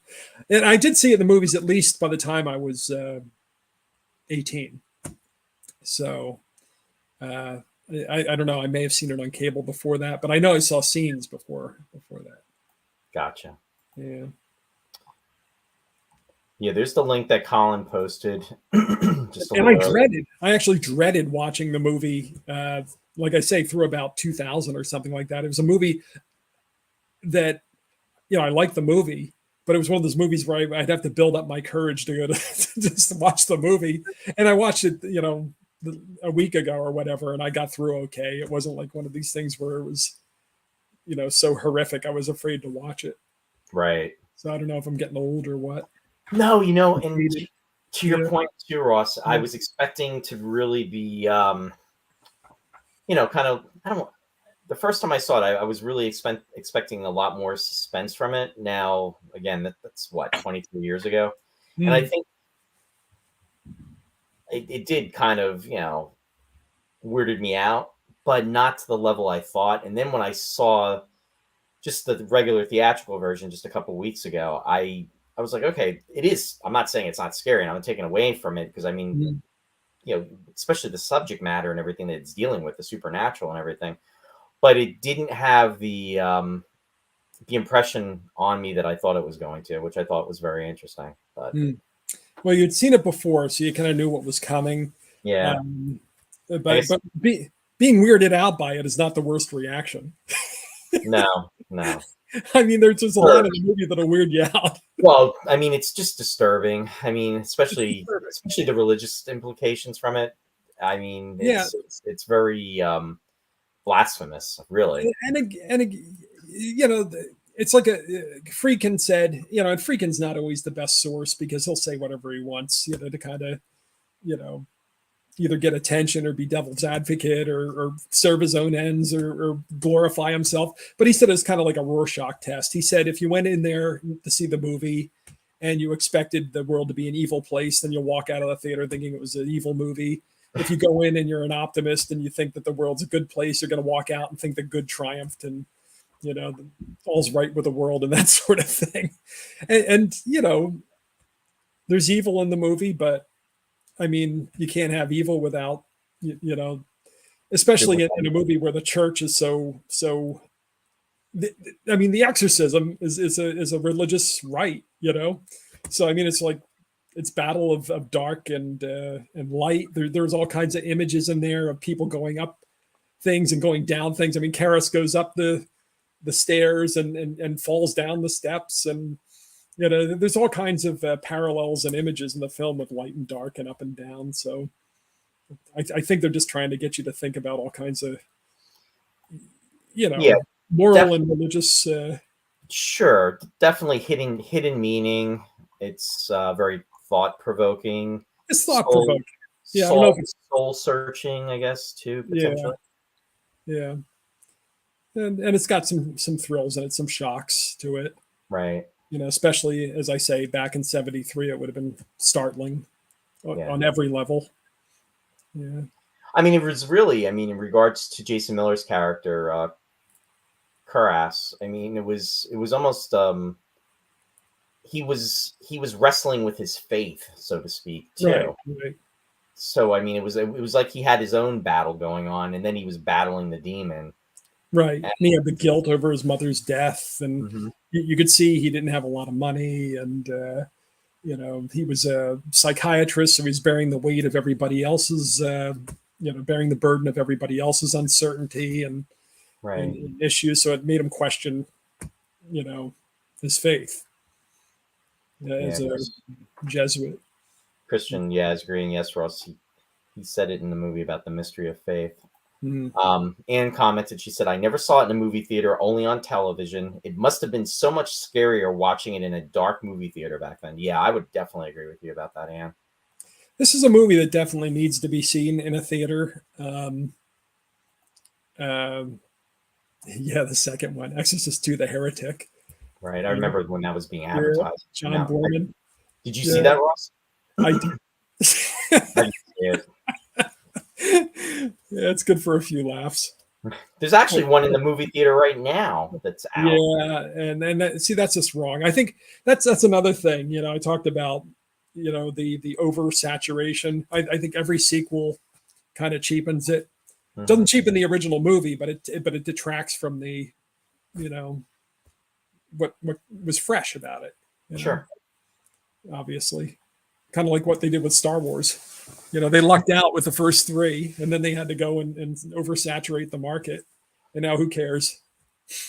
It has no resonance anymore. And you know what the sad thing is about that whole thing is back in the day, I mean, I don't really have a Starlog connection with this movie. I mean, I could say Starlog 41 because it has the interview with Max von Sydow as Ming, but he does, I think he does discuss The Exorcist a little bit in that, but I didn't do a slide for tonight. But one of the earliest Starlog magazines, I think it was like 13 or 14, they reference how Lucas had an outline, and it references how Vader and Obi-Wan fought at a volcano. I remember. And, yeah. You know, Obi-Wan essentially won, and Vader was scarred as a result of that. And reading that back in the day as a 11-year-old, wanting to see that actually be filmed and hoping that one day it would actually happen. I mean, there was that anticipation. It's just that it's almost like I think our minds or our creativity probably, and before I go on with that, that's probably one of the best parts of the third film, in my opinion, is that last scene where they're having the last battle, the lightsaber battles. And actually, for me personally, episode 1, it's probably the last lightsaber battle. That's probably the best part of that film, as well as the second one. It's just the content of the films themselves really lack. And I think that in our own mind, we come up with a vision of what we anticipate it would be. And unfortunately, a lot of times the letdown is the reality of the situation. And I think that's what you're. Exactly. It's like with the shark. Don't show the shark. You know? Right. Don't show the prequels. Yeah. Have them exist in our minds with just John Williams music. But yeah, I remember that also about all the teasers about he had this vision of Obi-Wan and Vader fighting around the volcano and the Clone Wars and the Journal of the Wills and all this stuff. Yeah. Never did get around to doing Journal of the Wills because I think that was his idea for the sequel trilogy, but Disney didn't go for it, so they did their own thing. And we got episodes 7, 8, and 9 instead. Yeah, yeah, that was kind of sad. Oh. Everybody gets all excited for 7, and then 8 comes. Everybody walks out with the WTF. Instead of 7, 8, and 9, I really liked Rogue One. Rogue One was. Yeah, they should do one-off movies is what they should do. Forget this trilogy stuff because they can't handle it. No. There's no more hand on the rudder, you know. Major disappointment. I mean, yeah. If you don't have, for as bad as the Lucas prequels got, at least it was kind of one guy we could all yell at. You know? At least it was consistency. No, it's Kathleen Kennedy, but it's really Disney. It's a corporation you're yelling at. Yeah. Good luck on that. Yeah. Hang on a second, Ross. I think I see a suit driving around. Yeah, there you go. Here come the suits. I'm not a big fan of Disney's. Christian said, the new one, the first poster was awesome in 2020. I was waiting for it. And then about 1 month ago, I saw the trailers and thought, that's it. I'm not going to go back to the theater. It's been 11 years since I saw that in the movie theater. And Brennan is saying Universal spent $400 million to buy the Exorcist franchise recently. Wow. Yeah. So now we're going to get a lot of Exorcist movies. There's at least 3 of them. You know, there's one out now and there's at least 2 more coming. Are you serious? Yeah, it's a trilogy. Jeez, wow. Yeah, you don't need another Exorcist trilogy. I mean, come on. How many times have we seen The Exorcist? we had the 3 movies because there was the Legion one, the third one with George C. Scott. You had the second one that Borman did. Then you had the George C. Scott. Then you had the one where it was 2 versions of it because Paul Schrader started directing it. And then the studio got it and said, what the hell is this? Where's the demons? It's too philosophical. So they got what's his name? Was it Mick Tiernan or Rennie Harlan? One of those guys. One of the diehard directors to come and do Yeah. They were prequels. Is what they were. Marin in Africa. That's what they should have called it. Marin in Africa. But it's so they had those two, and there may have been others, and now they have a prequel coming out, or not a prequel, a trilogy coming out. So it's too many Exorcists. Because remember, we were doing Time After Time with Malcolm McDowell and David Warner, and at some point they pass a marquee, and there's a joke that says something like now showing Exorcist 12 or something like that on the marquee. It's and back then it's like, it was funny, but we never expected that there would really be 13 Exorcist movies, and now we're going to have them. Well, wasn't that a joke in one of the satire movies? I don't know if it was Airplane or what was it, but they show a thing for Rocky. They're like Rocky 25 or something like that. Yeah. There you go. I mean, I could see it, with Rocky, it was headed that way. But how many Exorcist movies can you make? Exorcist 2 was originally called Legion. Legion, right. So, but we're just going through a couple of the. Did you see The Exorcist 2 at the State? No, I did not. Oh, okay. Yeah, that's John Borman's craziest movie, maybe. Oh, really? Maybe his worst movie. But I don't know. Just don't go into it expecting an Exorcist movie. It was kind of like Halloween 3 season of Not quite though. Not quite. It was a different kind of bad, but it was bad. Yeah, but fun because Richard and he's terrible and we talked about the whatchamacallit, Halloween 3 on Sunday's show. I just love that movie. When you talk about that to me that's right up there like with Galactica 1980. It should not even be like mentioned. Maybe that should be our crossover episode next year. Oh, well, there you go.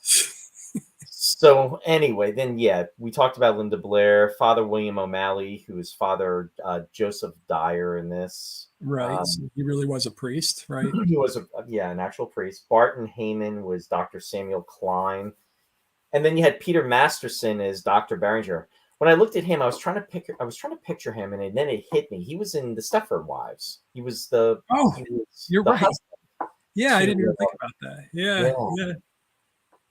Now, you want to know something creepy? I don't know if you saw this or not, but the guy who played the medical assistant, did you read about this? His name was Paul Bateson. He was the X-ray technician in real life at NYU. Did it or not, they couldn't tie him to it, but there was a string of serial killings called the Bag Murders. They called it the Bag Murders, and he claimed to be the bag murderer. Oh, and nobody knows whether he was joking or what. They couldn't tie him to it for some reason. Right. I guess it doesn't count as a confession. I don't know. But I think it's because it's hearsay, because he told somebody else that he was. Gotcha. But there was no evidence. But apparently it was the basis for William Friedkin's Cruising, then, the movie made with Al Pacino. Okay. Because this guy would like cruise gay bars and pick guys up and then murder them. Wow. So somebody that had a tiny part in The Exorcist was actually really, an evil person. That's really scary. For true. Yeah. So. Mercedes McCambridge did the voice of Pazuzu. So there's the connection. All roads lead to Lost in Space. And when I heard her name, I was like, she was in the Space Croppers. Right. She won the Academy Award for Best Supporting Actress for All the King's Men. Mm-hmm. She was in Giant, nominated for that also. And I always remember her from Johnny Guitar, which is this very strange Western with Joan Crawford and his name was on the tip of my tongue. We talked about him many times. The guy we think they have been serving us drinks on College Hill. I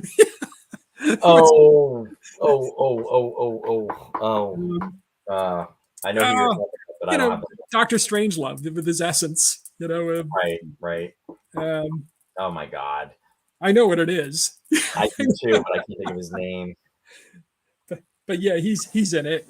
It's I'm sure somebody could figure it out. It's is it Hayden or he's in the Sterling Hayden? Yeah, he's in the Concrete Jungle. Yeah, that's who you're thinking of, right? Yeah. Okay, absolutely. Yeah. So Brennan just posted too. He said Sterling Hayden. Yeah, he's in this crazy Western with Mercedes McCambridge. So yeah, I was pretty shocked when I found out that she had done the. I mean, I didn't find out now. I found out years ago, but I was shocked that she had done the voice of Regan. Yeah. Well, they wanted originally for Linda Blair to do it, but it wasn't resonating at high enough. I guess it wasn't coming across as powerful enough when they even modified it, and that's why they decided to go with Mercedes for that. Yeah. Friedkin wasn't convinced that it didn't sound like it was just electronically altered, Linda Blair voice. So they went with her. They gave her a lot of whiskey and had her gargle eggs and stuff, raw eggs. So apparently they tied her to a chair, or he tied her to a chair and restrained her and made her read the lines like that. And that was supposed to be, to add, like authenticity. Readings like the bound Pazuzu. Christian says, I told you, Ross, once I saw originally The Exorcist and The Exorcist 2, The Heretic, on a double bill in early summer of 78 in Montreal. I wish they had showed the second and first, as we all were very tired in the middle of The Heretic. Yeah. That'll do it. Marianne's joining us from East Stroudsburg. Hey, Marianne. Hi. Marianne loves this movie. She in fact, she actually went to see the latest Heretic, not the Heretic, the latest Exorcist film that was out.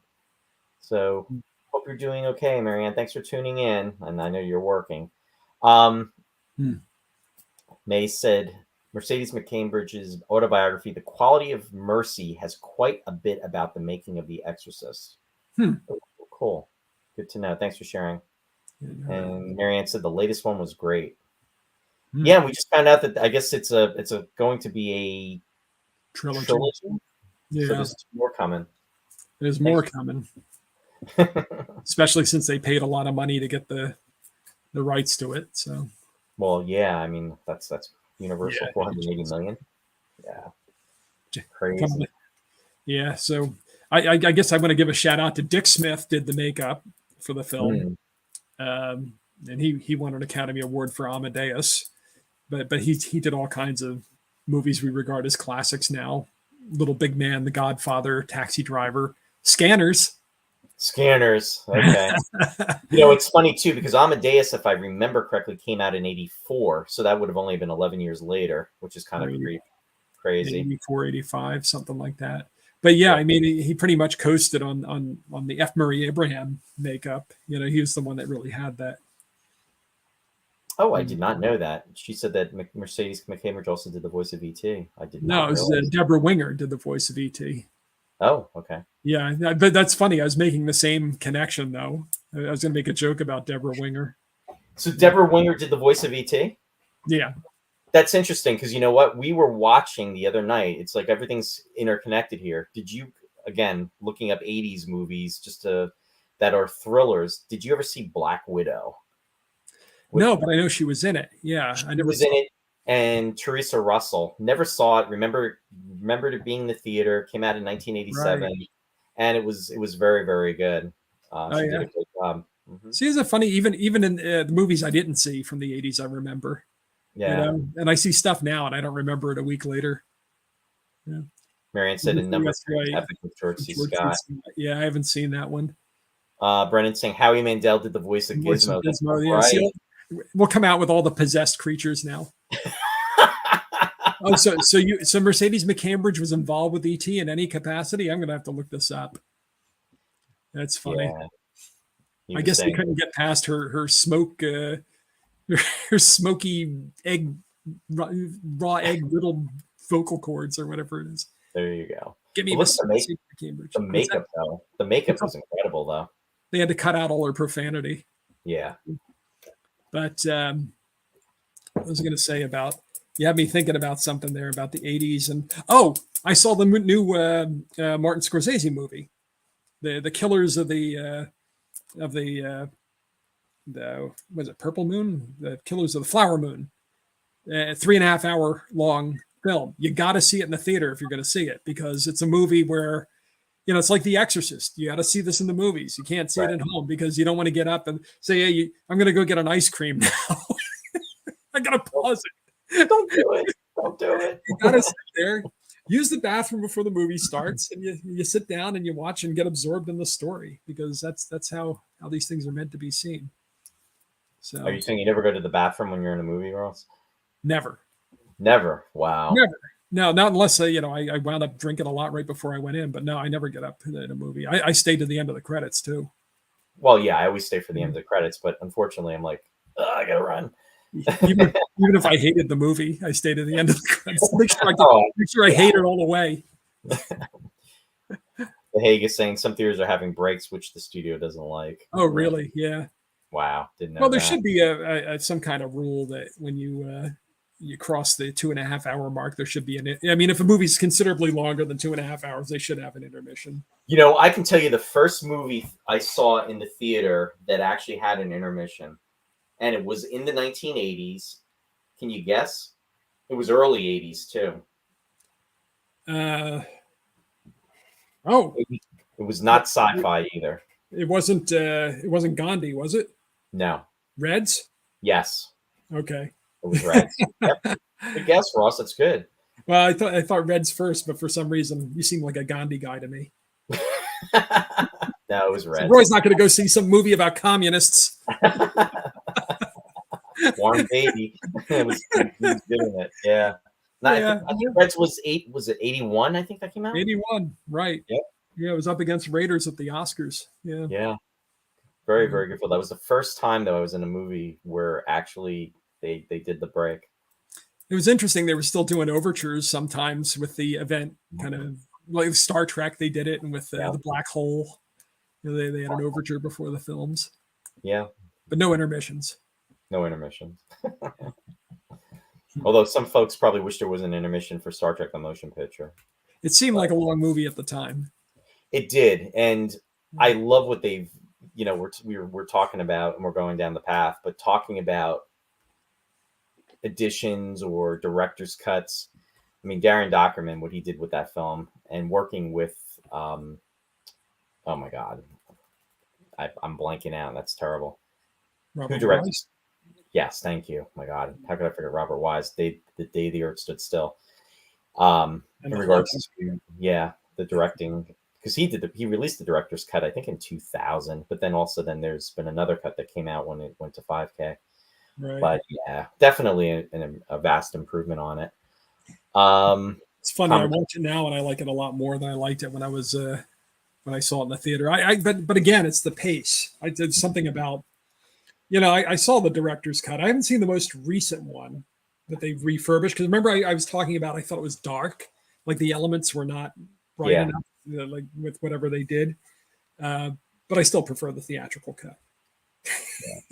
Nah, not that's one movie I don't, but that is one movie that definitely needs to be seen in the theater. In fact, when I tested the big, the TV like 7 years ago, I put in the scene where Kirk goes to see the Enterprise for the first time, and just Jerry Goldsmith's theme, score blaring, and just the whole thing with the Enterprise.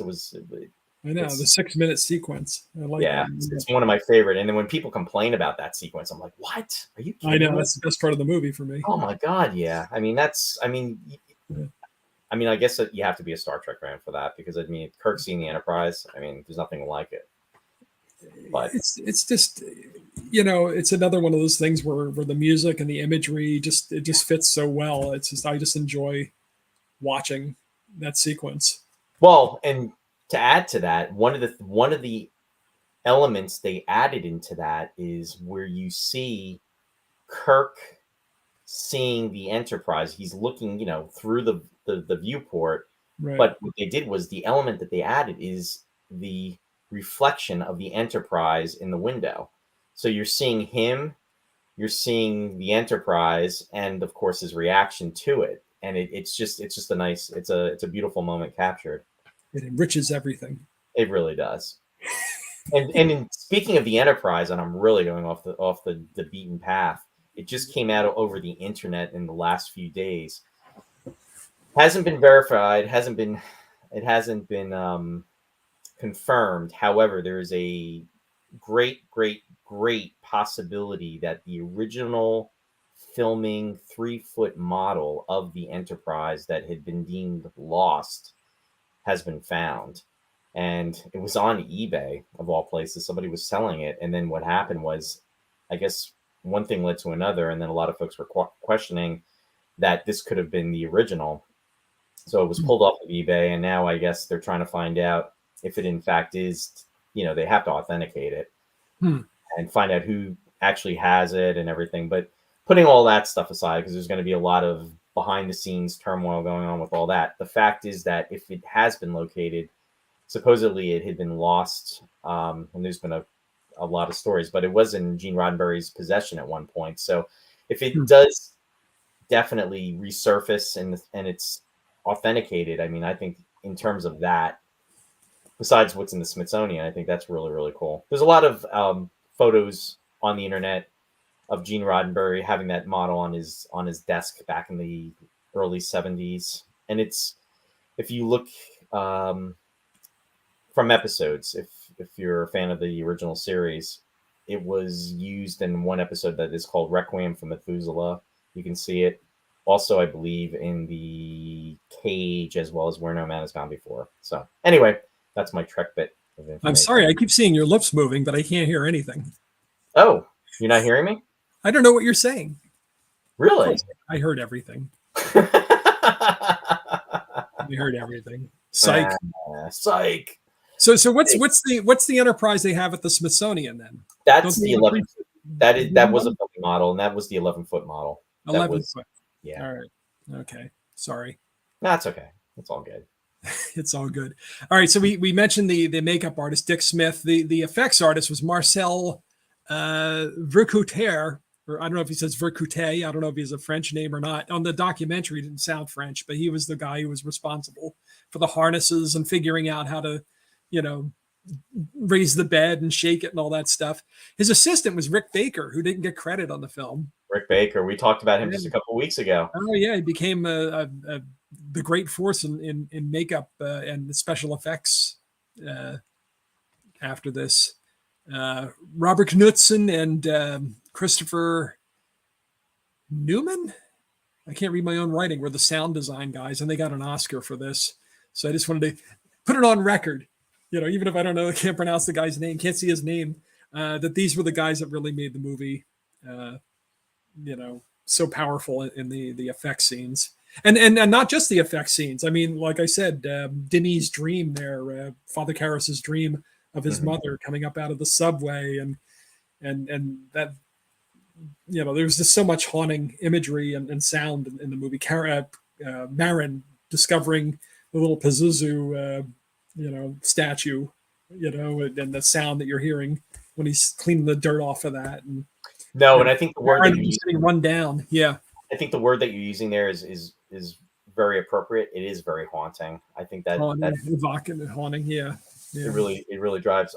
Marianne said, Ross, you must see Exorcist 3. Jason Miller returns as Father Karras. Spoiler alert. Yeah. Well, I mean, go ahead. Yes, it did. Dr. Zhivago did. Well, that was the day. That was the era of the intermission.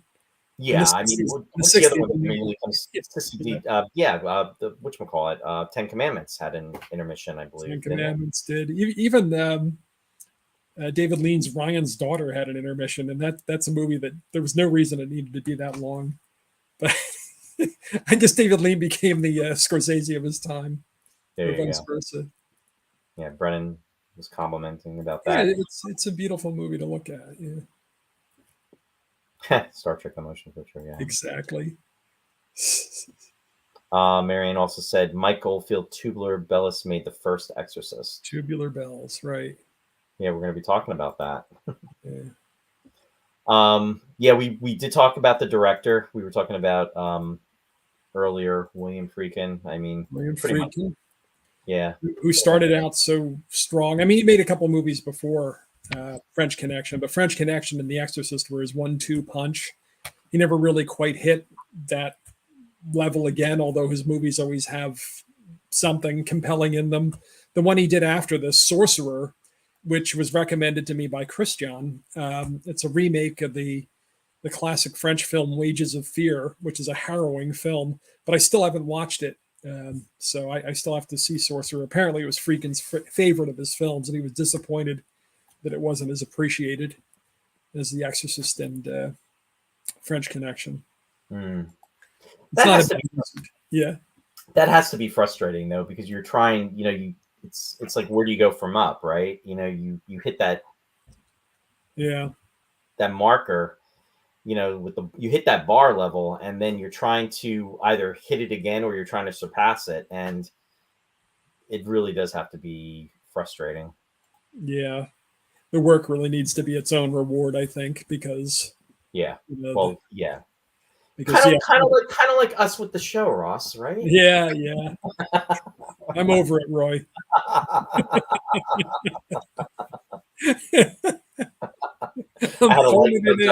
I had to lighten things up a little bit, Ross. I've been phoning it in for 3.5 years. Oh boy. Eva she said every day I look in the mirror and say, where do I go from up? Yeah, exactly. Or actually, that was an Eva. That was the Hague. Sorry, John. Do you really say that, John? Every time he looks in the mirror, it breaks. Nice. Christian said 2 studios produced it and didn't care. Sorcerer? Yeah, probably. Jeff said, you guys don't make this show too. We're trying not to, Jeff. What are you saying, Jeff? But accidents happen. We are lightning in a bottle. Or maybe just lightning. There was a misunderstanding. People seem to be disappointed that Sorcerer wasn't another horror film. Must be the title. Yeah. There you go. Could be. Don said, no wizards. No wizards involved. Exactly. Marianne saying crazy Bostage slapped the priest to let the right reaction to the last scene. Yep. We were talking about that. Yeah. Yep. Oh. Ross, I apologize. It was Pat Welsh who did the voice of E.T. That's okay. Apology accepted, Captain Nita.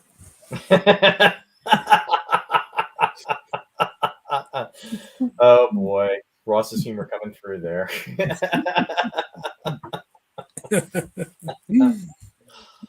Oh man. All righty. What about music, Ross? And Marianne was whatchamacallit? Leslie said funny. Leslie got the joke, Ross. Yeah, I figured, know thy audience. I figured this crowd would be all over that. Yeah. Marianne was just mentioning Mike Oldfield. Yeah. So there's a lot to talk about with the music, but really you can kind of keep it short. This is the guy who really became known for The Exorcist, Mike Oldfield. He's the one that composed Tubular Bells, which is the, piece you hear when Ellen Burstyn's walking down the autumnal street with the leaves blowing around, and they play it again at the end of the movie. And I think it appears somewhere else in the middle of the film, but it became kind of a hit because of this. In fact, not kind of a hit. It became a huge hit because of this film. It was the first album put out by Virgin Records.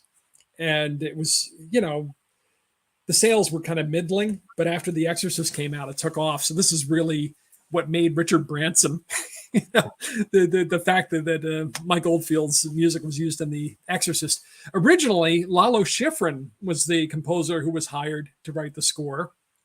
And, we know Lalo Schifrin for, Bullet and for Dirty Harry and for, Starsky and Hutch. He always does these gritty urban kind of films. Once in a while, he does something different. Mission Impossible. Thank you. Yeah. The espionage stuff. And so that's Lalo Schifrin. And I guess Friedkin walked into the recording session when he was doing the score, and he just fired him on the spot. He took the reel-to-reel on which they recorded the music, and he took it and he threw it across the street into the parking lot and said, "This is where this belongs." Bye, Leslie. But it was a lot more profane than that, because there was a lot of swearing involved. And some people think that Lalo Schifrin was kind of set up because he had done the music for the trailer, the original trailer for the film, which is on YouTube, where it's just like a lot of black and white images of Pazuzu and the possessed Regan, and it's very jarring. and the studio just thought it was too intense, and they wanted to tone it down a little bit. And I don't think Friedkin told Lalo Schifrin, and so he may have been set up for some reason by Friedkin. I don't think Friedkin was happy with Schifrin. So as a result, what happened was he took all this, Friedkin took all this avant-garde music, like he went the Kubrick route and took, like he did with The Shining, Kubrick did with The Shining, and he took Penderecki, which Kubrick used in The Shining. He took George Crumb, his Electric String Quartet, Black Angels. He took music by all these avant-garde composers, Hans Werner Henze, Anton Webern, and he put that on the soundtrack, and that was what was responsible for all that really eerie, nerve-jangling music. But there's a lot of Penderecki on the soundtrack. Polymorphia is one of the eeriest pieces that they used in the film. Another composer he approached actually was Bernard Herrmann. He wanted Bernard Herrmann to write the music. Herrmann was in the market, still writing scores.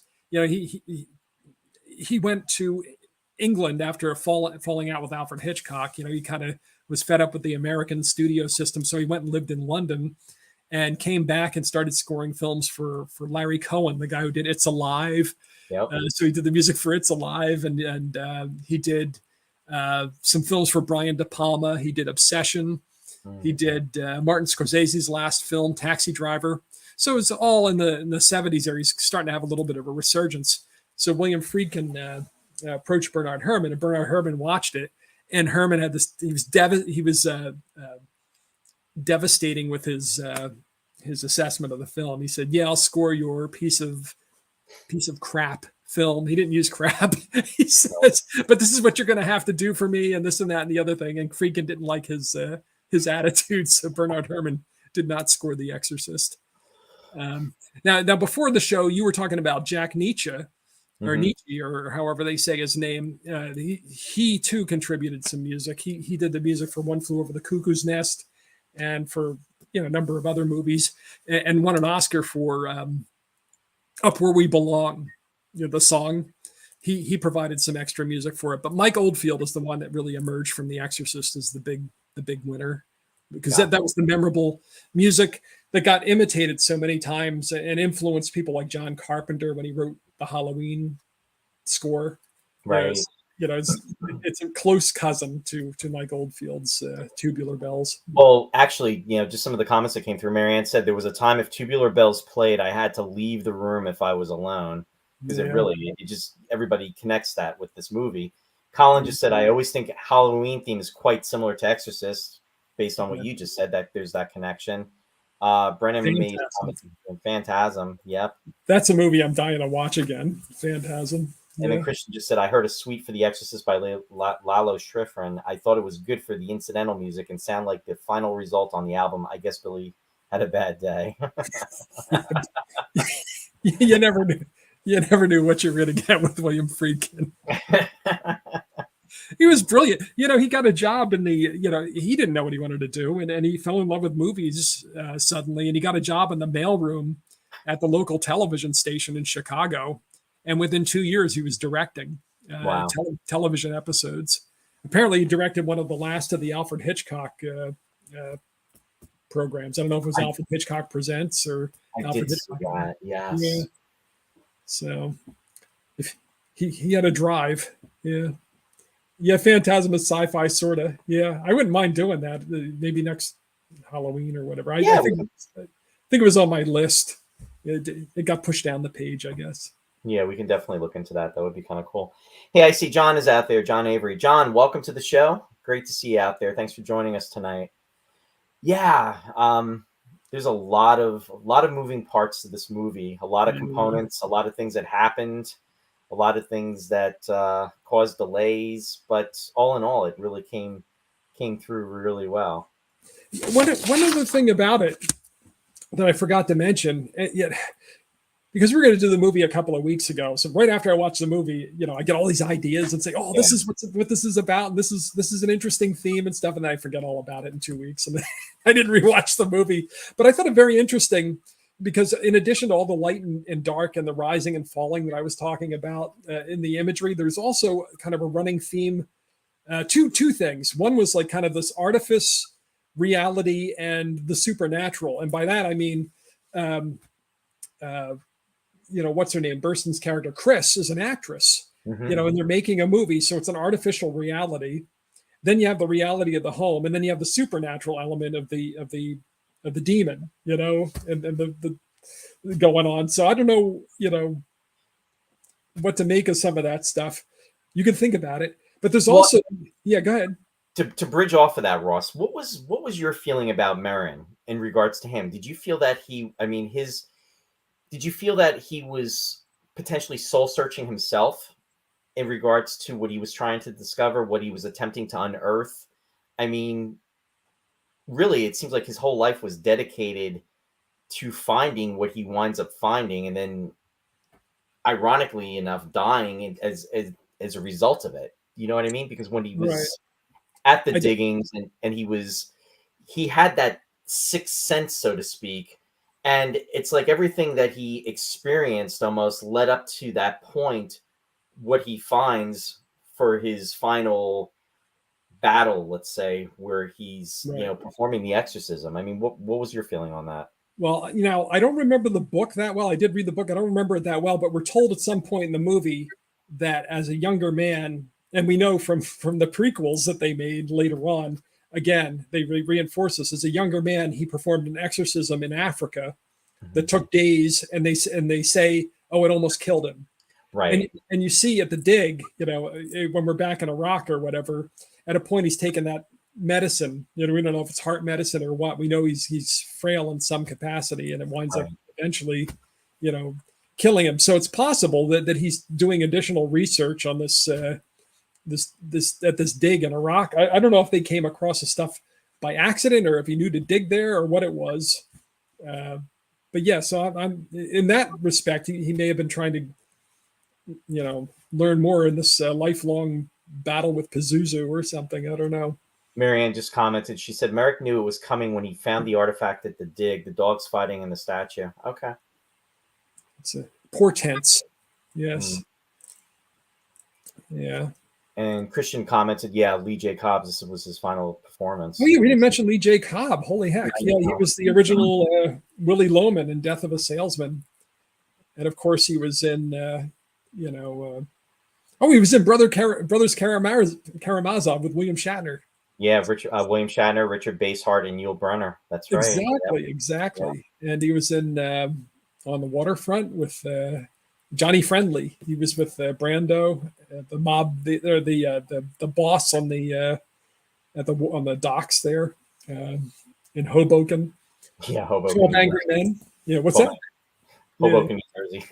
Hoboken, New Jersey. Exactly. Yeah, very powerful caliber of an actor. Yeah. He was an odd fit, I thought, for this movie. I liked him, of course, but he was just so laid back and so evidently, it's not exactly cheerful, but easygoing and trying to, you could tell he was thinking about other stuff when he was putting everybody at ease and everything, but he wasn't really, He had an agenda going on while he was trying to keep things very soft spoken. May commented saying, speaking of Hitchcock, I recently watched The Lodger. There's a scene of the lodger coming out of the fog that looks very much like Father Merlin's arrival at the house. I wonder if that scene influenced Freakin'. Maybe it's possible. I don't know. I mean, I know that at the point where he gets out of the cab and looks at the house, supposedly he looked at a lot of paintings, supposedly, when he was making the movie, and he's kind of influenced by this painting by Magritte, which, kind of had that realistic lower portion of the painting with the light coming through, and then you look up and it has kind of this eerie night sky that doesn't quite fit with the rest of the image. I forget what it's called. Light is in the title, though. But yeah, it's possible. I mean, he was a big film nut. Right. And, he was fond of Hitchcock, I think. Marianne said Linda Blair, one pose during the exorcism is that of the statue at the dig. Mm-hmm. Yeah, the one pose where she's with the statue of Pazuzu. Yeah. Christian said, and Ross, as Brennan said, you should watch Exorcist 3. Marianne said that too. That should have been Exorcist 2. Yeah. And Brendan saying Pazuzu was only an Syrian god of wind. Gets such a bad rap. I know. And last comment was, no, that shot was from Magritte. Magritte, the painter. Yeah. Oh, okay. But yeah. Yeah, I forget what the title of the painting is. It has light in it. I'm sure if you Googled it, it would come up. Say Exorcist Magritte painting or something. Yeah, but all in all, it was, I'm glad we got to discuss this film, Ross, because there was a lot of history, and I still can't get over 50 years, though. When I think of 50 years, I'm thinking 30s and 40s, not 70s, not early 70s. It just, I have to accept that. The last 30 or 40 years have gone by very quickly. Yeah, too quickly. That's for sure. The last 20 years have gone by. I came across some photos just recently, well, actually just this week, from Chiller that took place, and I was like, wow. Yeah. Oh no, the last 20 years have gone by so quickly. I don't even regard it as the passage of time. Yeah. It was yesterday. Yesterday. I mean, there's still movies from the 90s that I feel like were just out that I had been planning to see and I still haven't seen. So yeah, you're literally talking 30 years right now. I'm talking 30 years. That is nuts. Insane. So, folks, if you have any last minute comments you want to post or if you want to talk about, please post them in the comment section. We will circle back. But for right now, we are going to go to the shout out portion of the show. And let me get there. And as we like to say, bringing you creative awareness through our shout outs. And with that said, I want to give a shout out to Mike and Mary Beth for Sci-Fi Distilled. Our friends Mike and Mary Beth joined us this past Sunday. If you did not have the opportunity to see it, you can go back and you can watch the rewatch of the show. And we actually did our annual Halloween crossover episode, and we discussed Friday night. So Mike and Mary Beth are going to be on this Wednesday night. They're on Wednesdays at 7 p.m. Now, just to let everybody know, it is not Eastern Daylight Time. It will be Eastern Standard Time because we are turning the clocks back tomorrow night. So just be aware of that. We are going to gain an hour this weekend. Extra hour, which means I can wake up at 3 instead of 4. Yes. Yes. So join Mike and Mary Beth on Wednesday, November 8th at 7 p.m. Eastern Standard Time. And their discussion is going to be centered around the television series All Mankind. And they're going to be discussing seasons 1 through 3. And in fact, friends of the show, Mike and Denise Akudo, actually are working on that production. They work on that show. So we had Mike Akuda on not too long ago. And so definitely check out Mike and Mary Beth. That's on Wednesday. Also, I want to give a shout out to my friend Bill Scarrato at Country Gate Players. Bill is the owner of the theater, and if you are in the New Jersey area, and specifically Belvedere, New Jersey, or Harmony Township area, go visit Country Gate. Now, the show is running. This is the second weekend that they are performing, and it is closing as after this Sunday. So the show is being shown tomorrow, November 4th at 7 p.m. Eastern Daylight Time, and then also on Sunday, November 5th, and I believe it's either 1 or 2 Eastern Standard Time. You can go to the website for information, and the information for the website is www.countrygate.org, or you can visit the website, Bill's website, which is www.billscarrato.com for information. And also want to give a shout out to Captain Phil's Planet. Captain Phil is on WUSB 90.1 FM, Stony Brook, New York. And he broadcasts on alternating Thursdays from 3 to 5 p.m. Eastern Standard Time. And he's also broadcasting tonight at 9 p.m. Eastern Daylight Time until 11:30. Also want to give a shout out to our friends at Trek Talking, a Star Trek podcast. If you have the opportunity, you can check out their information on Facebook. And again, we appreciate their support of this show. And it is Trek Talking, a Star Trek podcast. And just to give everybody an update in regards to The Eagle Has Landed, the Kickstarter is now completed. The film is in production. And just for details, you can visit www.eagledocumentary.com. We're very excited about this film that Jeffrey Morris is in the works of putting together and will be coming out sometime in 2024 and then also in 2025.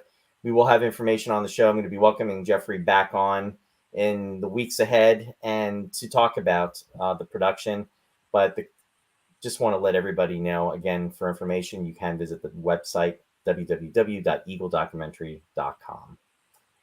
And also want to give Studio One Thrift a shout out. Congratulations again to Martha. She now has a physical location open for the store. And if you are in the Stroudsburg, Pennsylvania area, you can go there, or you can go online. And it is at Studio Thrift, which the website is studio1thrift.com. And for information for quality, stylish, affordable clothing for men and women, you can also receive styling tips and informational updates. All you need to do is go to the website and register. And again, there is a physical location.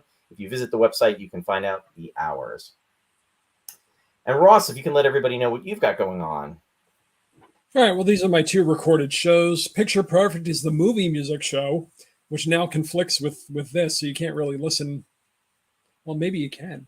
Well, we're talking about the movies, but yeah, tonight was all music from elegiac westerns.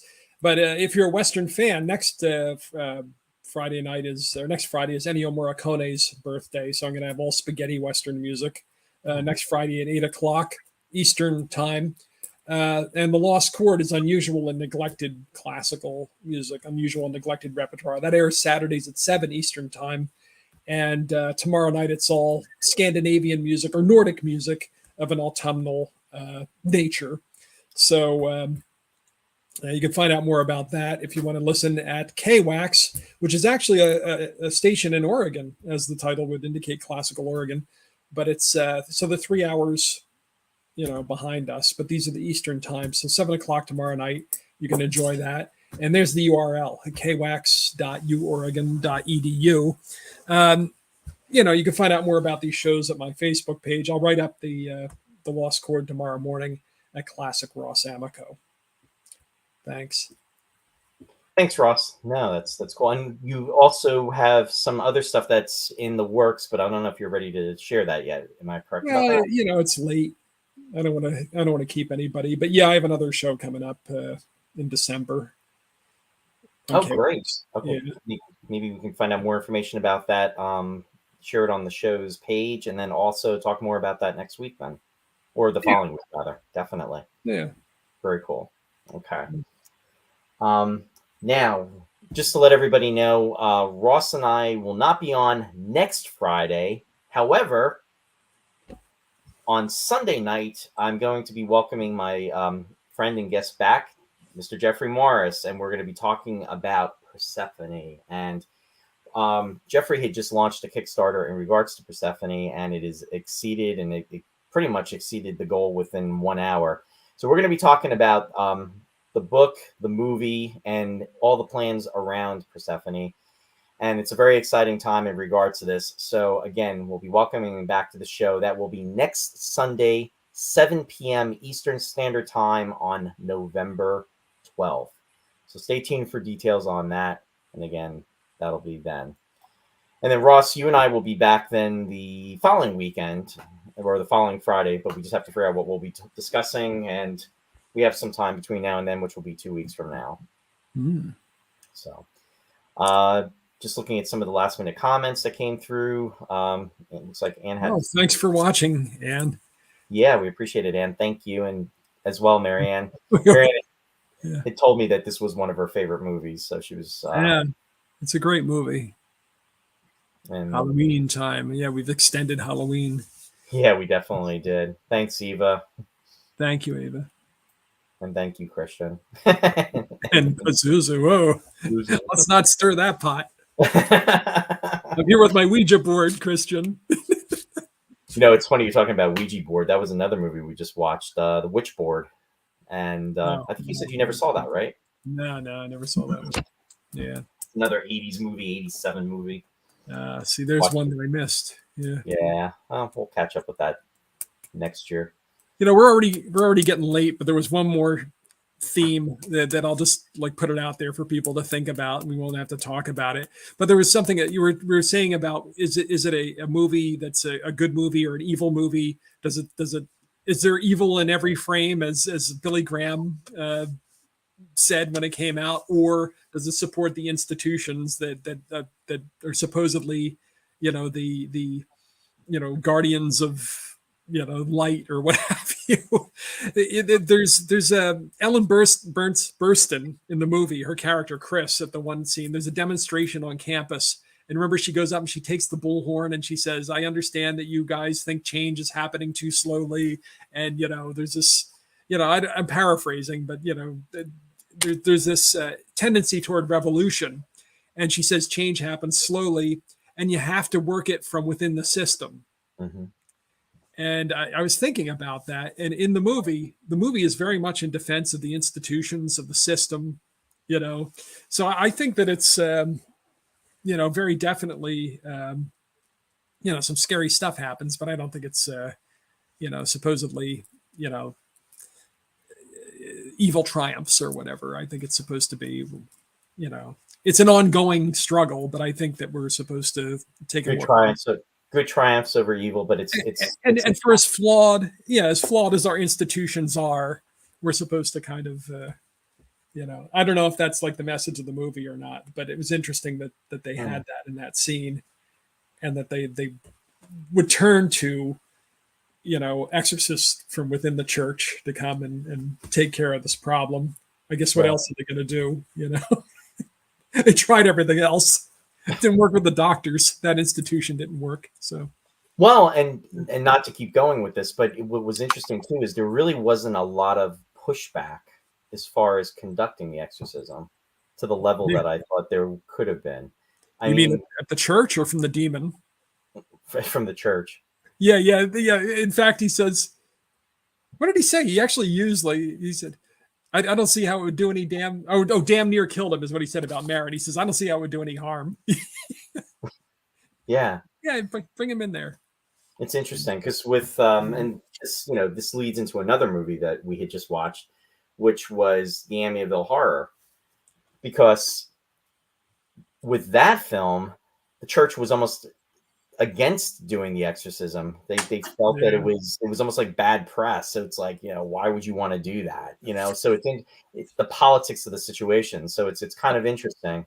What's really interesting is that the one priest, that Thomas Birmingham, who was the advisor on the novel and the film, was also the advisor on the first two Amityville Horror movies. Yeah. So there you go. That's interesting. He's the guy to go to when you're going to do. Yeah, the go-to guy. Food for thought, folks. I hope you tuned out by now, folks. I hope you didn't have to endure the last 5 minutes. And with that said, as we always like to say, live long and prosper. Have a good weekend. And don't forget to turn your clocks. You get an extra hour. We only took 15 minutes of your extra hour. But we started late, so that's a half hour of your extra hour. Oh, there you go. So you're up 30 minutes. Something like that. There you go. Have a good night. Good night.